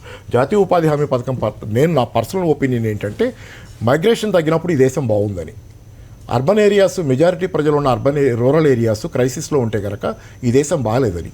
వాళ్ళు వలసపోయే స్థితి. ఈరోజు వలస కార్మికులు వెనక్కి వెళ్ళేటప్పుడు ఎట్లాంటి దృశ్యాలు చూసాం మనం. అంతమంది ఉన్నారు ఇప్పటికి, మైగ్రేట్ అయిన వాళ్ళు, మైగ్రేట్ అవుతున్న వాళ్ళు ఇంకా ఉన్నారు. తగ్గింది, అది నిజం. కానీ ఏంటంటే మైగ్రేషన్ అసలు ఎందుకు ఉందంటే వ్యవసాయం బాగాలేదు. వ్యవసాయం బాగుండాలని కోరుకుంటున్నా. కనీసం కాంగ్రెస్ ప్రభుత్వం మీద నాకు ఎన్ని కంప్లైంట్లు ఉన్నా కాంగ్రెస్ ప్రభుత్వం పట్ల నాకు ఎంతో విముఖత కూడా ఉంది. ఆ రోజు కూడా మన్మోహన్ అమిక్స్ అనే మాటతో నేను కాంగ్రెస్ని విమర్శించాను, మన్మోహన్ సింగ్ గారిని. కానీ చెబుతున్నా, దీనికంటే అది ఎందుకు బెటర్ అంటే, జాతీయ ఉపాధి హామీ పథకాన్ని తెచ్చింది వాళ్ళు. దానివల్ల గ్రామీణ ప్రాంతాల్లో పనికి కూలీ దొరికింది వాళ్ళకి. కనీసం అర్బన్ ఏరియాస్ వైపు తలదిప్పి చూడకుండా వాళ్ళు అక్కడ పని చేసుకోగలిగే, వాళ్ళ బతుకు వాళ్ళు వాళ్ళ ఊళ్ళో వాళ్ళు బతికేది. ఎందుకంటే ఖర్చులు కూడా తక్కువ ఉంటాయి, వాళ్ళకి అవకాశం వచ్చింది. కాబట్టి ఆ రకంగా నేను జాతీయ ఉపాధి హామీ పథకం, ఈ ప్రభుత్వం వచ్చిన కొత్తలోనే, నేను ఏది రాజకీయం చేయడానికి కాదు, నేను కూడా చెబుతుంది, ఎందుకంటే సందర్భం వచ్చింది కాబట్టి. మోడీ గారి ఒపీనియన్లో హిస్టారిక్ బ్లండర్ జాతీయ ఉపాధి హామీ పథకం కాదు, అది అవసరం. ఈరోజు నిధులు చాలకే జాతీయ ఉపాధి హామీ పథకం కింద పోయిన సంవత్సరం 2019 అక్టోబర్లో 1.6 కోట్ల మంది పని అడిగారు. జాతీయ ఉపాధి హామీ పథకం కింద కూలీ కావాలి మనకని 1.64 కోట్ల మంది, 1,64,00,000 మంది పని అడిగితే, అది 2020 సంవత్సరం అక్టోబర్లో 3.4, అంటే డబల్ అయింది ఆల్మోస్ట్. పని అడిగే వాళ్ళు పెరుగుతున్నారంటే గ్రామీణ ప్రాంతాల్లో సంక్షోభం పెరిగింది. ఆ సంక్షోభం ఉండకూడదని నేను కోరుకుంటున్నా. సంక్షోభం ఉండాలని కార్పొరేట్లు కోరుకుంటాయి. ఎందుకు కోరుకుంటాయి అంటే, గ్రామీణ సంక్షోభం ఉంటేనే గ్రామీణ ప్రాంతాల నుంచి నగర ప్రాంతాలకు వలస ఉంటుంది. వలస ఉంటేనే అర్బన్ ఏరియాస్లో లేబర్ సప్లై ఎక్కువ ఉంటేనే వేజెస్ పడిపోతాయి, కార్మికుల వేతనాలు పడిపోతేనే కార్పొరేట్లకి తక్కువ వేతనాలకు కూలీలు దొరుకుతారు. ఇది జరగాలనే కార్పొరేట్లు కోరుకుంటాయి. ఆ జరగాలని మనం కోరుకోకూడదు. అర్బన్ మిడిల్ క్లాసెస్కి ఉపయోగం లేదు, అర్బన్ పేదవాడికి ఉపయోగం లేదు, ఎవరికి ఉపయోగం లేదు. అర్బన్ కార్పొరేట్లకు మాత్రం ఉపయోగపడే వేతనాలు పడిపోవాలనే కోరిక, డిమాండ్ గ్రామీణ ప్రాంతాలు దెబ్బతింటేనే జరుగుతుంది. ఉద్దేశపూర్వకంగానే గ్రామీణ ప్రాంతాలను చాలా సంవత్సరాలు దెబ్బతీశారు. దాన్ని కొంత జాతీయ ఉపాధి హామీ పథకం ఆపింది. రెండోది ఏంటంటే దీనికి చిన్న ఉదాహరణ, చివరి మొక్క కారన్ లాస్ అనేవి ఉండి అమెరికా బ్రిటన్లో కారన్ లాస్ ఏంటంటే మొక్కజొన్న చట్టాలు. ఎప్పుడైతే రైతాంగం బలంగా ఉన్న కాలంలో, పారిశ్రామిక కాలంలో కారన్ లాస్ అనేవి ఉంది. అంటే విదేశాల నుంచి మొక్కజొన్న దిగుమతి చేయొద్దనే చట్టం ఉంది. అంటే ఎందుకంటే అది దేశంలో మొక్కజొన్న ధర పడిపోద్ది వస్తే కనుక మొక్కజొన్న. ఎప్పుడైతే పరిశ్రమలు డామినేట్ అయినాయో, అర్బన్ ఏరియాస్ పెరిగినాయో ఈ చట్టాన్ని ఎత్తేసారు. పార్లమెంట్లో వాళ్ళ బలం పెరిగి ఈ చట్టాన్ని ఎత్తేసారు. ఎందుకంటే దిగుమతి జరిగితేనే అర్బన్ కార్పొరేట్లకి ధర పడిపోద్ది కారణం. అప్పుడే వాళ్ళకి చౌకగా లేబర్ దొరుకుతారు. చౌక ధరకు గల తిండి గింజలు దొరికితే లేబర్కి తక్కువ వేతనాలతో పనిచేయించుకోవచ్చు. ఇది మనకు కావాలా? మినిమం సపోర్ట్ ప్రైస్ కావాలి, రైతులు బాగుండాలి, అప్పుడే దేశం బాగుంటుంది. అర్బన్ ఏరియాస్లో పెరగనివ్వండి వేతనాలు, పెరిగితే కార్పొరేట్లు ఎక్కువ వేతనాలు ఇవ్వండి, ఇదేం ప్రాబ్లం ఏం కాదు. వాళ్ళ లాభాలు పెంచుకోమనండి, లాభం ఇవ్వమనండి. ప్రజల కొనుగోలు శక్తి గ్రామీణ ప్రాంతాల్లో పెరిగితే, కార్పొరేట్ల అమ్మకాలు పెరిగితే వాళ్ళ లాభాలు పెరుగుతాయి. అంతేగాని మీరు వేతనాలు పడగొట్టి, వేతనాలు తక్కువ ఉండాలని, కూలోళ్ళు ఎక్కువ మంది కావాలని అన్నీ పడగొడుతుంటే దేశమే కిందకు పోతుంది. రైట్. సో ఫైనలీ అండి, ఇంపోర్ట్ డ్యూటీ ఒకటి భారీగా పెంచితే, ఇప్పుడు నినాదం కూడా అదే కదా, లోకల్ టు లోకల్ ఎక్కువ కొనండి, మీరు మంచి క్వాలిటీ ప్రొడ్యూస్ చేయండి, మేము కొంటామని కన్జ్యూమర్స్ అంటున్నారు. అది నిజంగా మనం ఇంత పెద్ద గ్లోబల్ విలేజ్గా ఉన్న చోట అప్లై చేయగలుగుతామా రాజశేఖర్ రెడ్డి గారు? ఒకటండి, ఇంపోర్ట్ డ్యూటీస్ పెంచినా కూడా it has to be for a limited period. ఏంటంటే మన దగ్గర ఇండస్ట్రీ అంటే డెఫినెట్లీ ఇండస్ట్రీ ఈజ్ కాంపిటేటివ్. అంటే మన ఇండస్ట్రీ త్రూపుట్ అనుకోండి, రా మెటీరియల్ తీసుకొని మీరు గుడ్స్ ప్రొడ్యూస్ చేస్తారు. So that conversion is there. కాకపోతే మనకు కొన్ని డిసడ్వాంటేజెస్ ఉండవు. ఒకటేమో మన interest cost high, second electricity cost is very high. అది ప్రైమర్లీ ఏంటంటే మనం ఒక రంగానికి సబ్సిడీ ఇచ్చి ఆ డబ్బులు ఇంకో రంగం నుంచి తీసుకోవటం వల్ల the rates are very high. Our logistics cost is very high. మేము ఇప్పుడు 40 రాష్ట్రాలకు మా కంపెనీలో మేము ఎగుమతి చేస్తాము. సో మా ఇంటర్నల్ లాజిస్టిక్స్ ఫ్యాక్టరీ నుంచి పోర్ట్కి వెళ్ళటానికి the cost is higher than shipping from Indian port to international port, much higher, almost 50% higher. So ఈ ట్రాన్సాక్షన్ కాస్ట్ అనేది government has to work and make sure that infrastructure improves, ఈ cost తగ్గాలి.